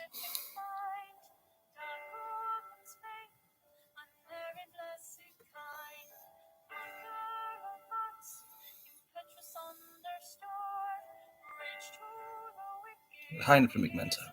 He still could. He does feel really. He's so much smarter than he used to be with math. He's like, math, man. Yeah, maybe not with the math. I couldn't do a fucking word search. I was like, fuck, dude. These guys are good at. This demon that's on me is really good at making me seem stupid. But they're not. Because, like, came and started a conversation. I'm like, yeah, well, you know, living systems the way they are and consciousness the way it is. And what do you know about those two things? Quite a bit.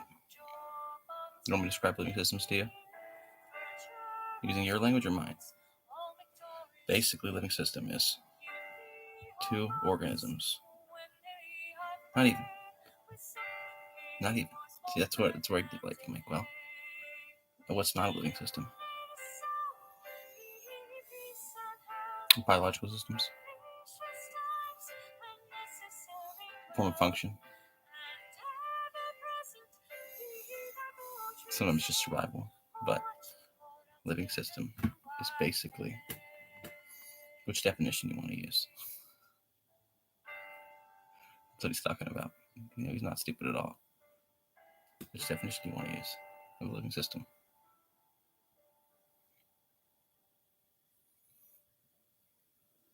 The system of living things that interact in a way that serve a unified purpose, a goal. They have a goal. There's a goal. Use that guy language. Yeah, Lebanon. Speak Lebanese. Not Lebanese. Sorry. That'd be a cool country to visit, though. Lebanon. Anyways, Lebanese. Goal, purpose directed. What's the goal of all these things going together? Well, is it weather? Is that you guys can see the analogy he's making, but he's not done describing the living system. Yeah, I am.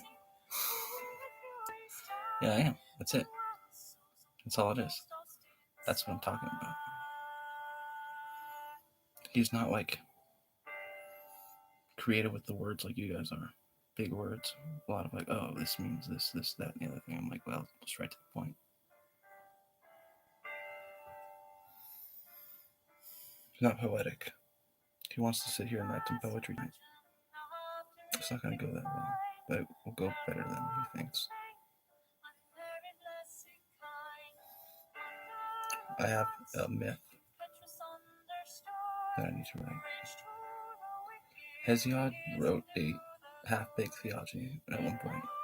Literally half-baked, you know. And I looked over at the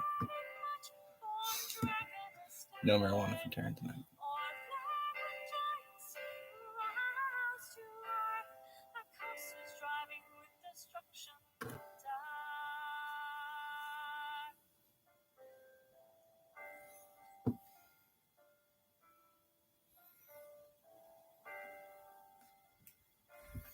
Be right back.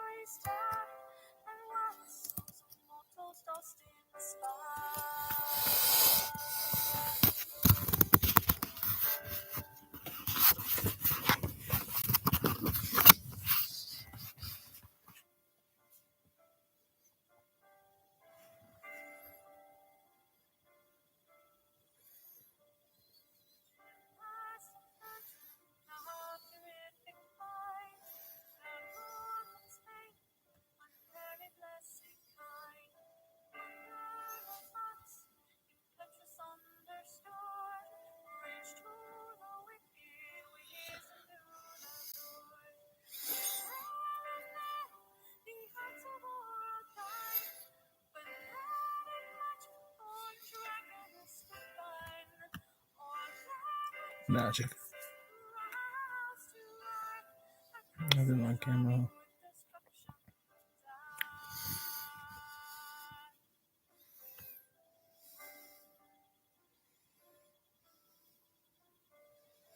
Is that against YouTube's policy? You can notice it can't be because there's bodybuilders and stuff. I'm not showing any pectorals.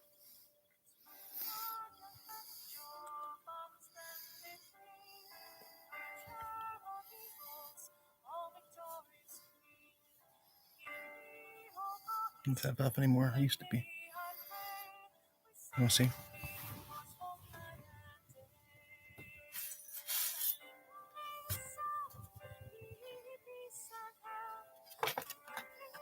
This is one.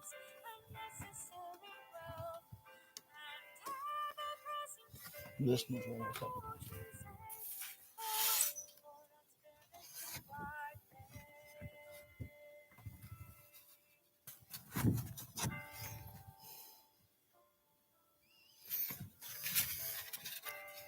That's his pound for pound.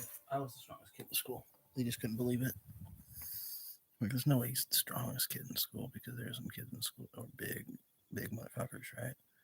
Not really. Not like any like huge motherfuckers. One guy who was arguably stronger than me in high school, but yeah. But he wasn't really. He was just a lot bigger than I was. He was in my class, name was Lewis.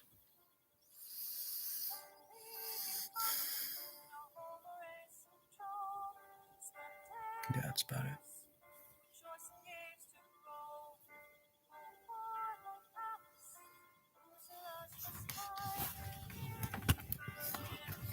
Sorry, guys, I'm trying to figure out how to do this.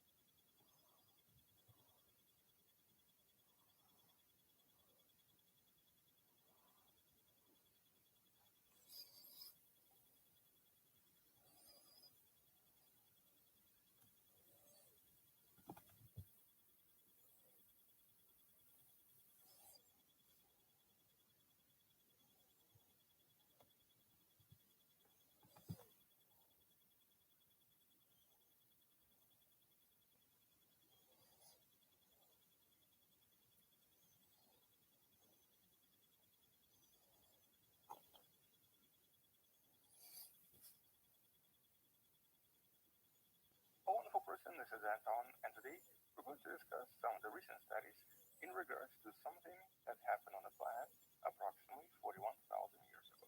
The event that's often referred to as the La Chambre.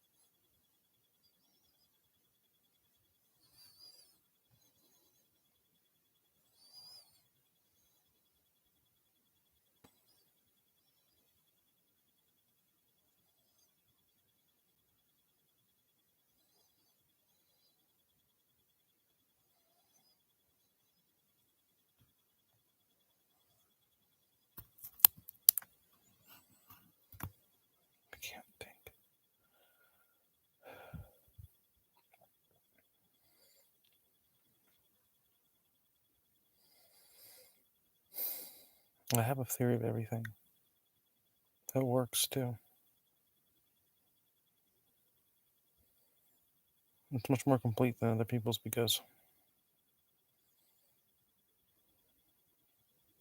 teleology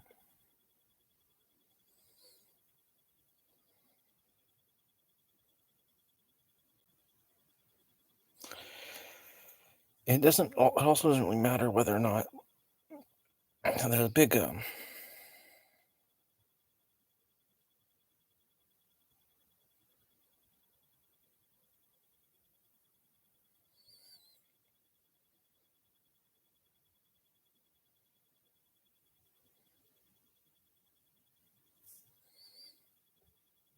there's a big debate on whether or not the universe. A lot hinges on the universe collapsing or expanding forever. It does both.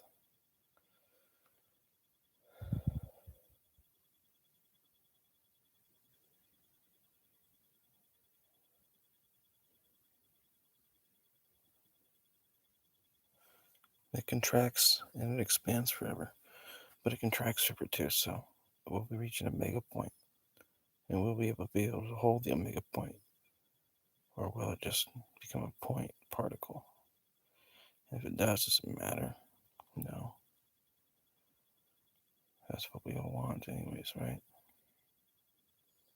Not necessarily. But there could be many omega points. That's what I'm trying to say. All across an infinite patchwork, the quote work of cosmos. That was my quote. So all these omega points will universes unto themselves. But they will contract in, and contract in, and contract in. That's my belief.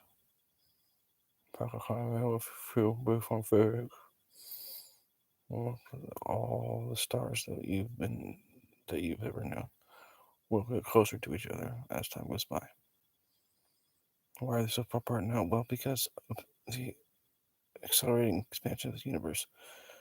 But eventually we do all fall into, I believe, about this distance.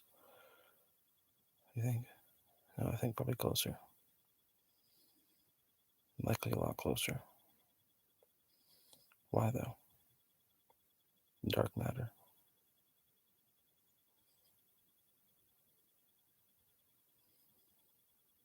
I think it's much more fluid than we think it is. The whole galaxy, the whole universe. Or just like, yeah, what's going on in the middle there of our galaxy even. So we're going to morph with Andromeda, which could spread things out a little bit for certain people. But given enough time, they'll contract into one of those big old galaxies that we've seen out there. And those stars will keep getting closer together, closer together, and closer together, and closer together. And certain galaxies will get closer together and closer together. Our local group, at least, will get close enough. It'll be one big galaxy, not all some space in the middle. That's proven, almost. That is a consensus of most physicists. I think it will get closer than that together. Omega point style, at least for us here. Big rip. That baby's flexible. It's not impossible though. If it wasn't love out there, yeah, I really believe that too.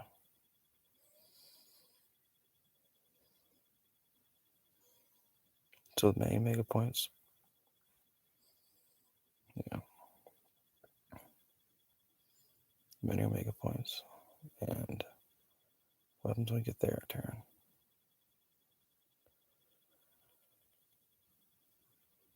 How do you know all this? You see, you don't seem that smart when I'm thinking with you. But you're just like, yeah, I know this is true because this smart guy said that's true. Which is what smart people do, right? You guys are like, oh yeah, quote this guy, and that guy. Well, you know what to say then. It's this, that, and the other thing, which is gravity. A lot more matter than we think there's there. Dark matter, which is really strange shit, doesn't even interact with light. It must be hyperdimensional. Yeah, it must be. Because it interacts with light gravitationally. That's all the time. Gravitationally. Noetically?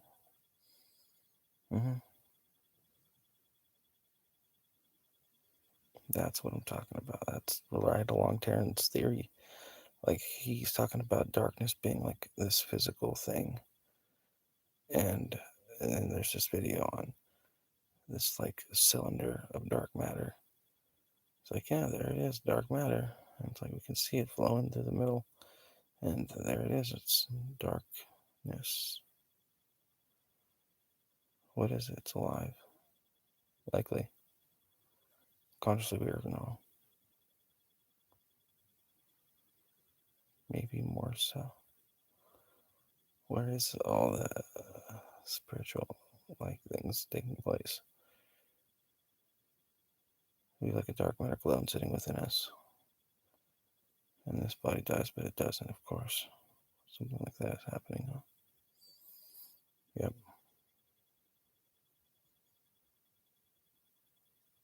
You can almost measure it with mass. Weight. Someone dies. Almost.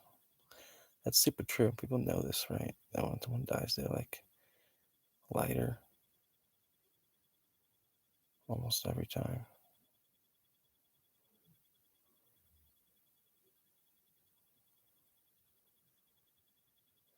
There's certain things with the body, like the energy in and energy out thing.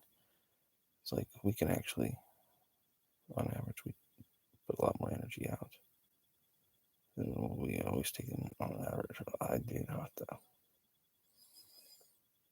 I seem to burn a lot. I'm getting fat, though. I kind of care a lot.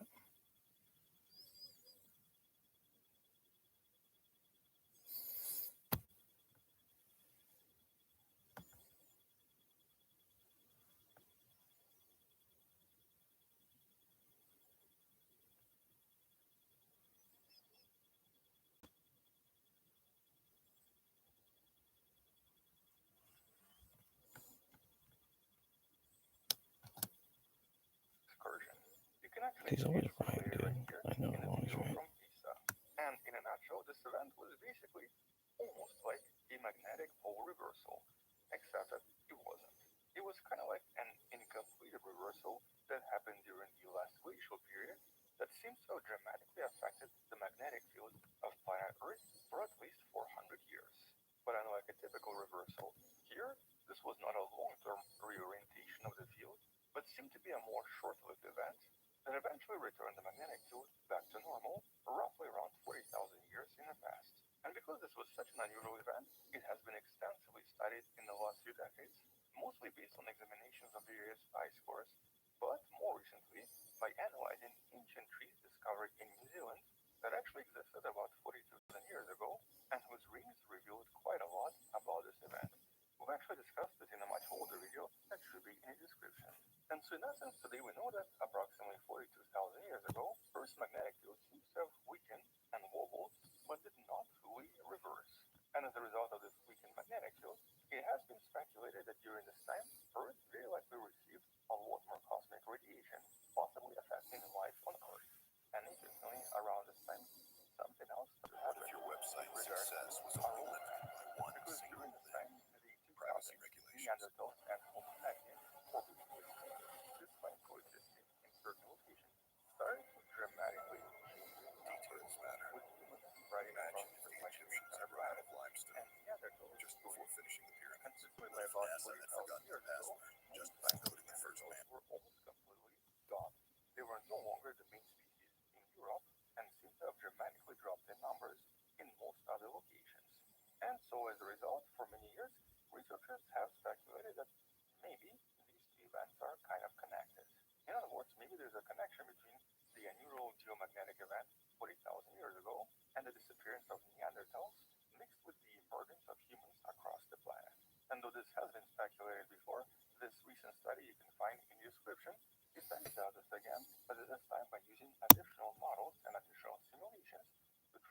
discover what Earth was possibly like. And so here the study, Wandering of the Auroral Oval 41,000 years ago, sort of expands on the previous propositions, like the one from 2010, where this geomagnetic event was kind of connected to the extinction of Neanderthals. And so in this video, I wanted to briefly mention what this recent study is about, but also most importantly, add a bit of a critical analysis to their overall conclusion, just so that you can basically make your own conclusion on what we have so far. But first, let's actually go through the study and the modeling used here, focusing on some of the main discoveries. And once again here, the model focused on recreating the effects, magnetic effects, in Northern Europe and in some other locations where humans were present. And we know that both humans and Neanderthals coexisted in Europe since approximately 56,000 years ago. This is based on a lot of different discoveries in various caves that essentially have signs of both species. And so in this study, by building models using space weather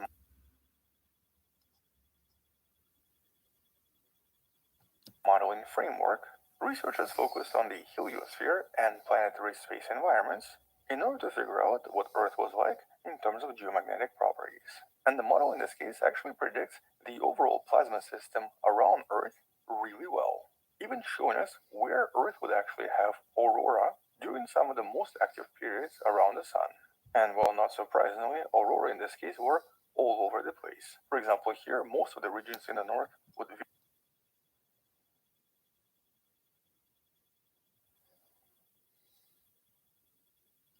very likely have aurora, with many southern regions experiencing it as well.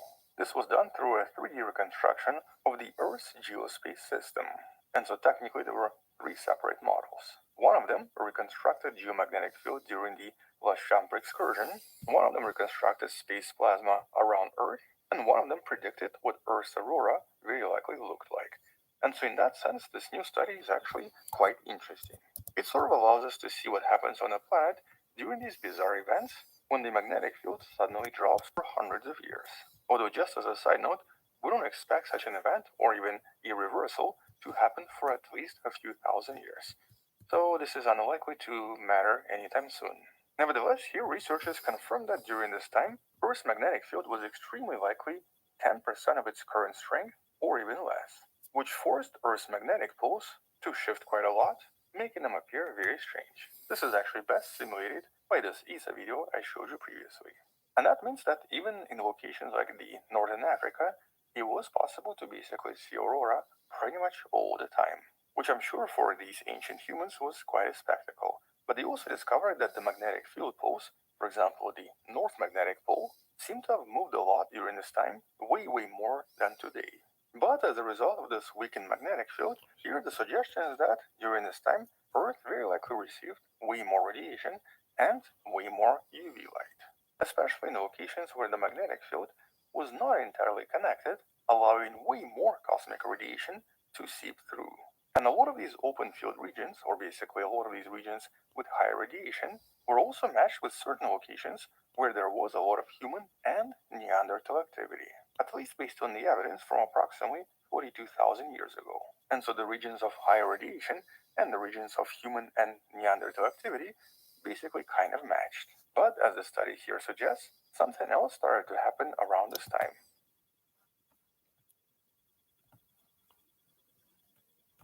The CTMU. Okay. That guy's smarter than I am. He's a genius. If I... Chris Langan. I could talk to him. I bet I could talk to Chris Langan. I could just call him on the phone and be like, hey, Chris Langan. We should have a chat. But he probably wouldn't like what I had to say all the time. Like, okay, describe your theory.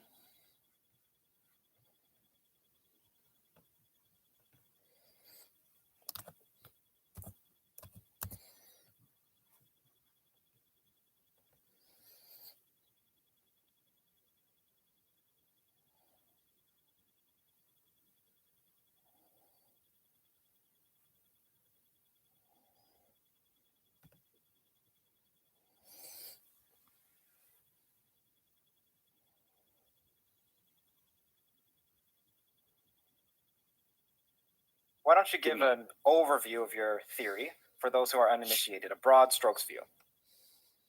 Well, the CTMU is a theory of everything. Two kinds of theory of everything. One of them is a physical theory. Usually it's related to a unified field theory in some way, which means the forces of nature are supposed to be unified into one general force. But of course, that's only part of reality. And my theory is a theory of everything in the metaphysical sense. It actually has to conform to certain logical criteria, which in philosophy and metaphysics govern what a theory of everything has to be. So I like to characterize it as the language that reality speaks to itself about itself. It is a language. A language is an algebraic structure. This is a particular kind of language that reality actually uses to communicate with itself and to make decisions regarding how it models itself, which is another way to say how it evolves. Right? And it can be modeled in many ways. You can actually look at it as an operator algebra, or as a quantization, a new kind of quantization of reality, or a reality self-simulation. You can look at it from the perspective of quantum mechanics as quantum metamechanics. I believe you must have read that paper, or you mentioned having read it anyway. And once again, as a metaformal system, which is like a formal system, but it's a generalization of the formal system that goes deeply into the nature of language. And what it takes to, here's another way to describe the CTMU. Basically, you've got a system, you've got this metaformal system, and it relates intelligence and intelligibility. Reality has to be, ontology and epistemology are coupled in this thing. So reality actually has to recognize itself and process itself. It has to do both. I don't understand how you have a theory of everything without having, it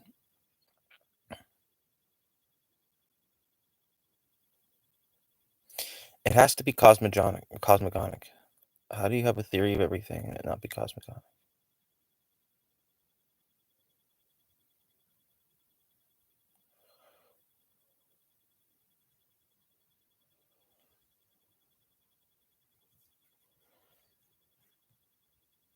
What is he talking about?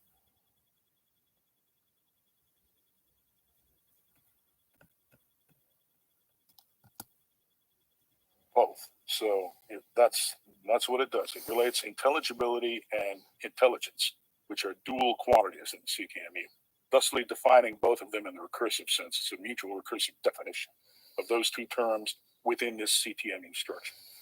So I know it can even be regarded as a theory of consciousness. For example, it says what consciousness is because of the way it quantizes reality. So is that enough? Yeah, let's start from what's most fundamental and then how you work your way up from there to derive your theory. Okay, well, the theory is developed by a means called logical induction. You start with, you've heard of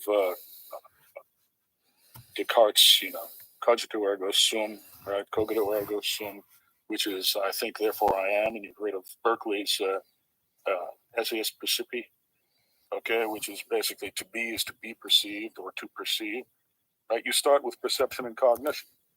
Then you develop the minimal model of how cognition and perception work. Then you induce an overall system that works by those processes. Okay, and that's the way you get to the CTMU. It's called logical induction. Been using that terminology for years. It's superior to empirical induction, by the way. Most scientists use empirical induction, which means that they just kind of guesstimate, inductively guess what the proper theory is and sort of affix that, sort of glue it on to the observations that they make. That's how science usually works. This logical induction thing is a more precise process, more general process.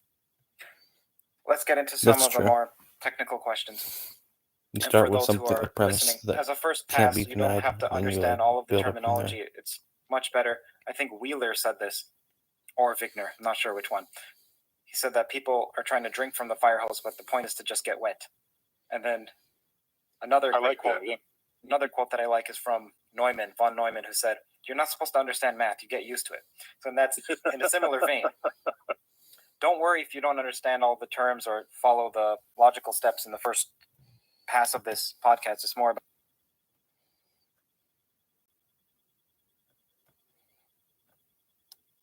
as humans? Your terms, and you still have an invariant truth. What the original form of the relation remains true. So that's what a duality is. Anytime you can do that, anytime there is an invariant and you can switch things around within that invariant and the invariant stays true, that's a duality. There are many kinds of duality in the C team. So how are syntax and semantics related? So every time there's a duality, so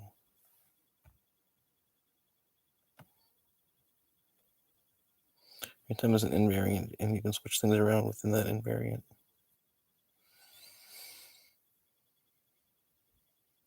there's duality.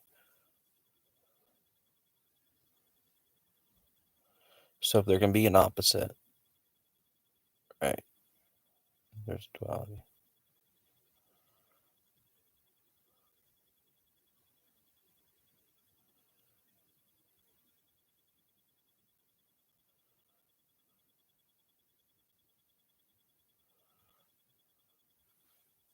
Time there is an invariant and you can switch things around within that invariant and the invariant stays true, that's a duality. There are many kinds of duality in the C team. So how are syntax and semantics related? Well, the syntax is intrinsic. If you take a look at the language, those are the absolute invariants that every intelligible statement is made from. All right, you know about grammar and non-terminals and how non-terminals are substituted cumulatively until they result in terminal expressions. Right. That's basically what it is. If human cognitive syntax is syntactically covered by reality syntax, how can one meaningfully describe reality as humans? Well, as a language, when you talk about syntax and semantics, you are talking about a language. And as I say, syntax is the intrinsic structure of the language, whereas semantics that involves things like definitions and interpretations. You have to define terms. All the terms, syntactic terms, are supposed to be primitive. The non-terminals are cognitively primitive, whereas when you get into semantics, now you're combining those primitives to get defined terms to get definitions. Then you're combining those in certain ways. And then once you form your expression, now you have to interpret it or form a model of it in some other structure that you got, right? And so it's a big process. Language is, as I say, the most general algebraic structure there is. To see that, any other algebraic structure you can name is a language. When you write it down, you are writing it down in the form of language. So automatically, you know, language is the most general algebraic structure. Right. I heard you say that many people think that mathematics is extremely precise, has high fidelity. It's unequivocal, whereas natural language, is considered to be indistinct, opaque, dubious, volutinous at the edges. So right. how is that's just that most people use it sloppily. That's all. In reality, it is not. There's nothing dubious in it. Every mathematical language, every mathematical theory is by definition language. Okay, so that's where we disagree. I mean, I don't disagree that mathematics is a language.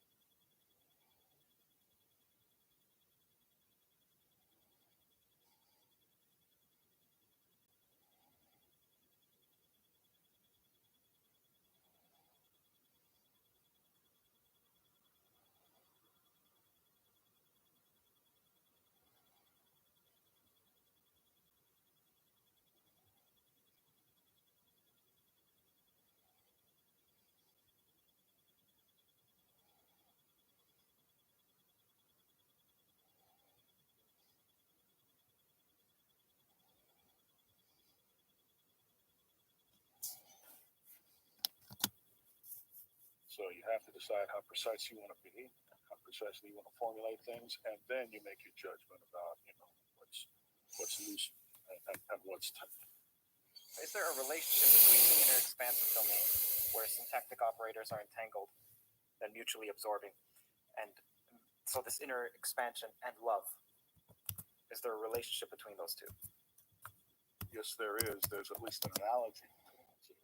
Because when things combine in the non-terminal domain via inner expansion, when they overlie each other, that they are more or less merging their identities, and that's what love is. Love is also a combination, a merger of identities that enhances the self-actualization or self-expression of the combined entity. In other words, it's synergistic. It's more than the sum of its parts. Now, of course, that the merging, the syntactic merging that occurs due to inner expansion, that has to be actualized, and that actualization is semantic. First is a syntactic process. The second is a semantic process. And that's what causes what you as a physicist would call quantum wave function collapse or measurement events. Why is there no such thing as a literal interpretation? Is it because you mentioned before we move between models, and to look at the symbols, one must apply an interpretation on it, and so to say literal interpretation is like saying uninterpreted interpretation, and so it's oxymoronic? The meaning is very simple, and that is that if I hand you a book written in, say, Sanskrit, unless you understand Sanskrit, all you're going to see is little geometric shapes on the page, and it is going to have no meaning whatsoever. To extract any meaning whatsoever from those symbols, you first have to know the alphabet, the signature of the language, and you've got to know the grammar and the syntax of the language, and then you've got to actually put things together, put all the terms in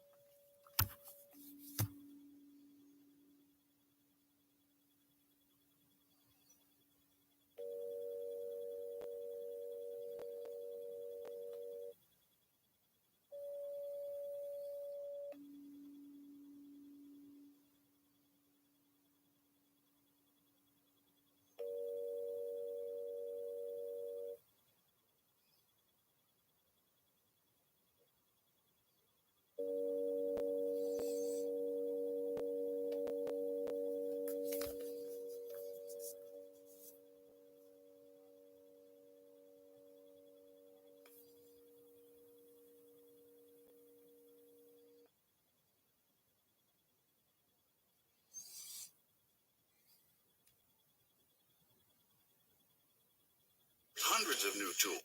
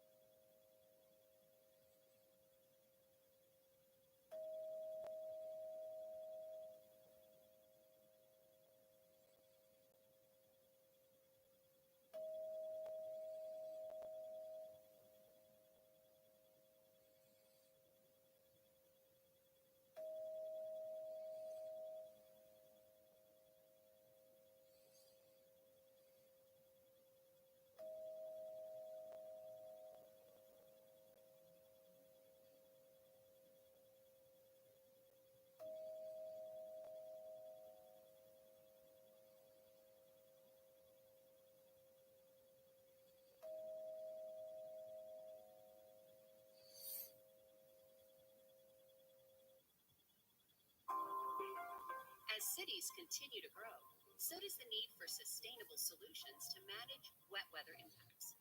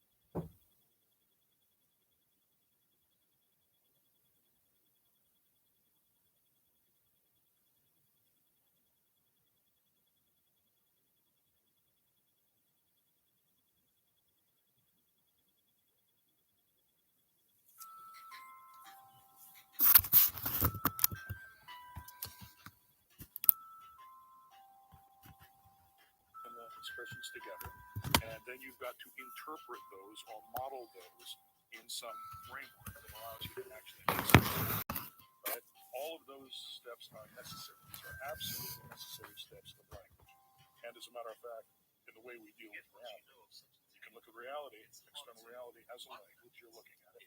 All of those steps, and they all have to be solved for, they all have to be deciphered before you can actually make sense.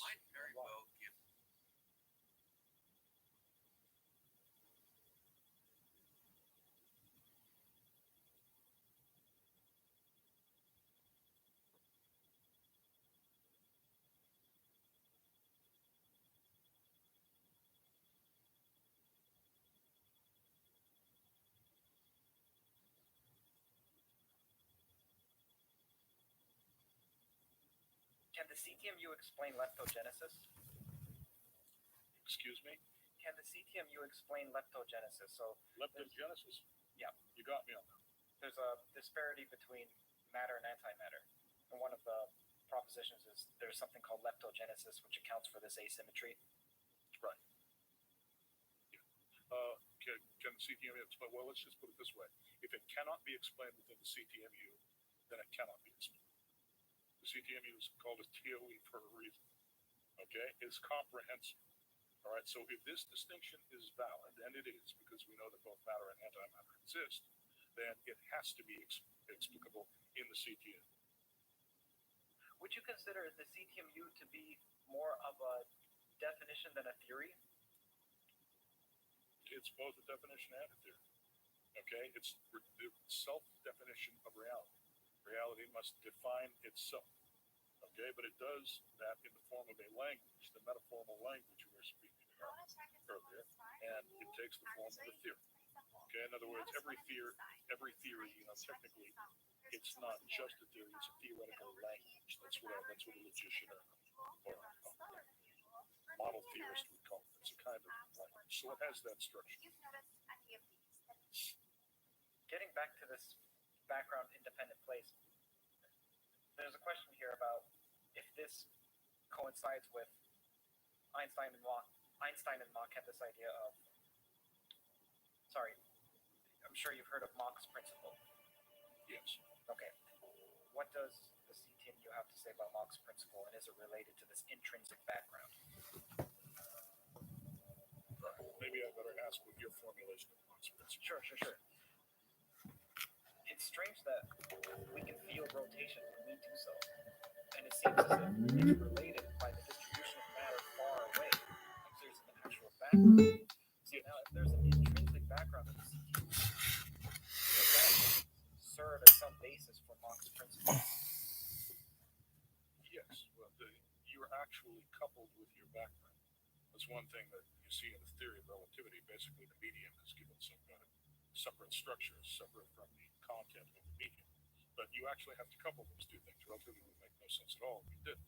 So, as far as being able to inertia and being able to feel, like you talked about angular momentum and inertia, basically those two things are a function of that coupling. The way you are coupled to your environment.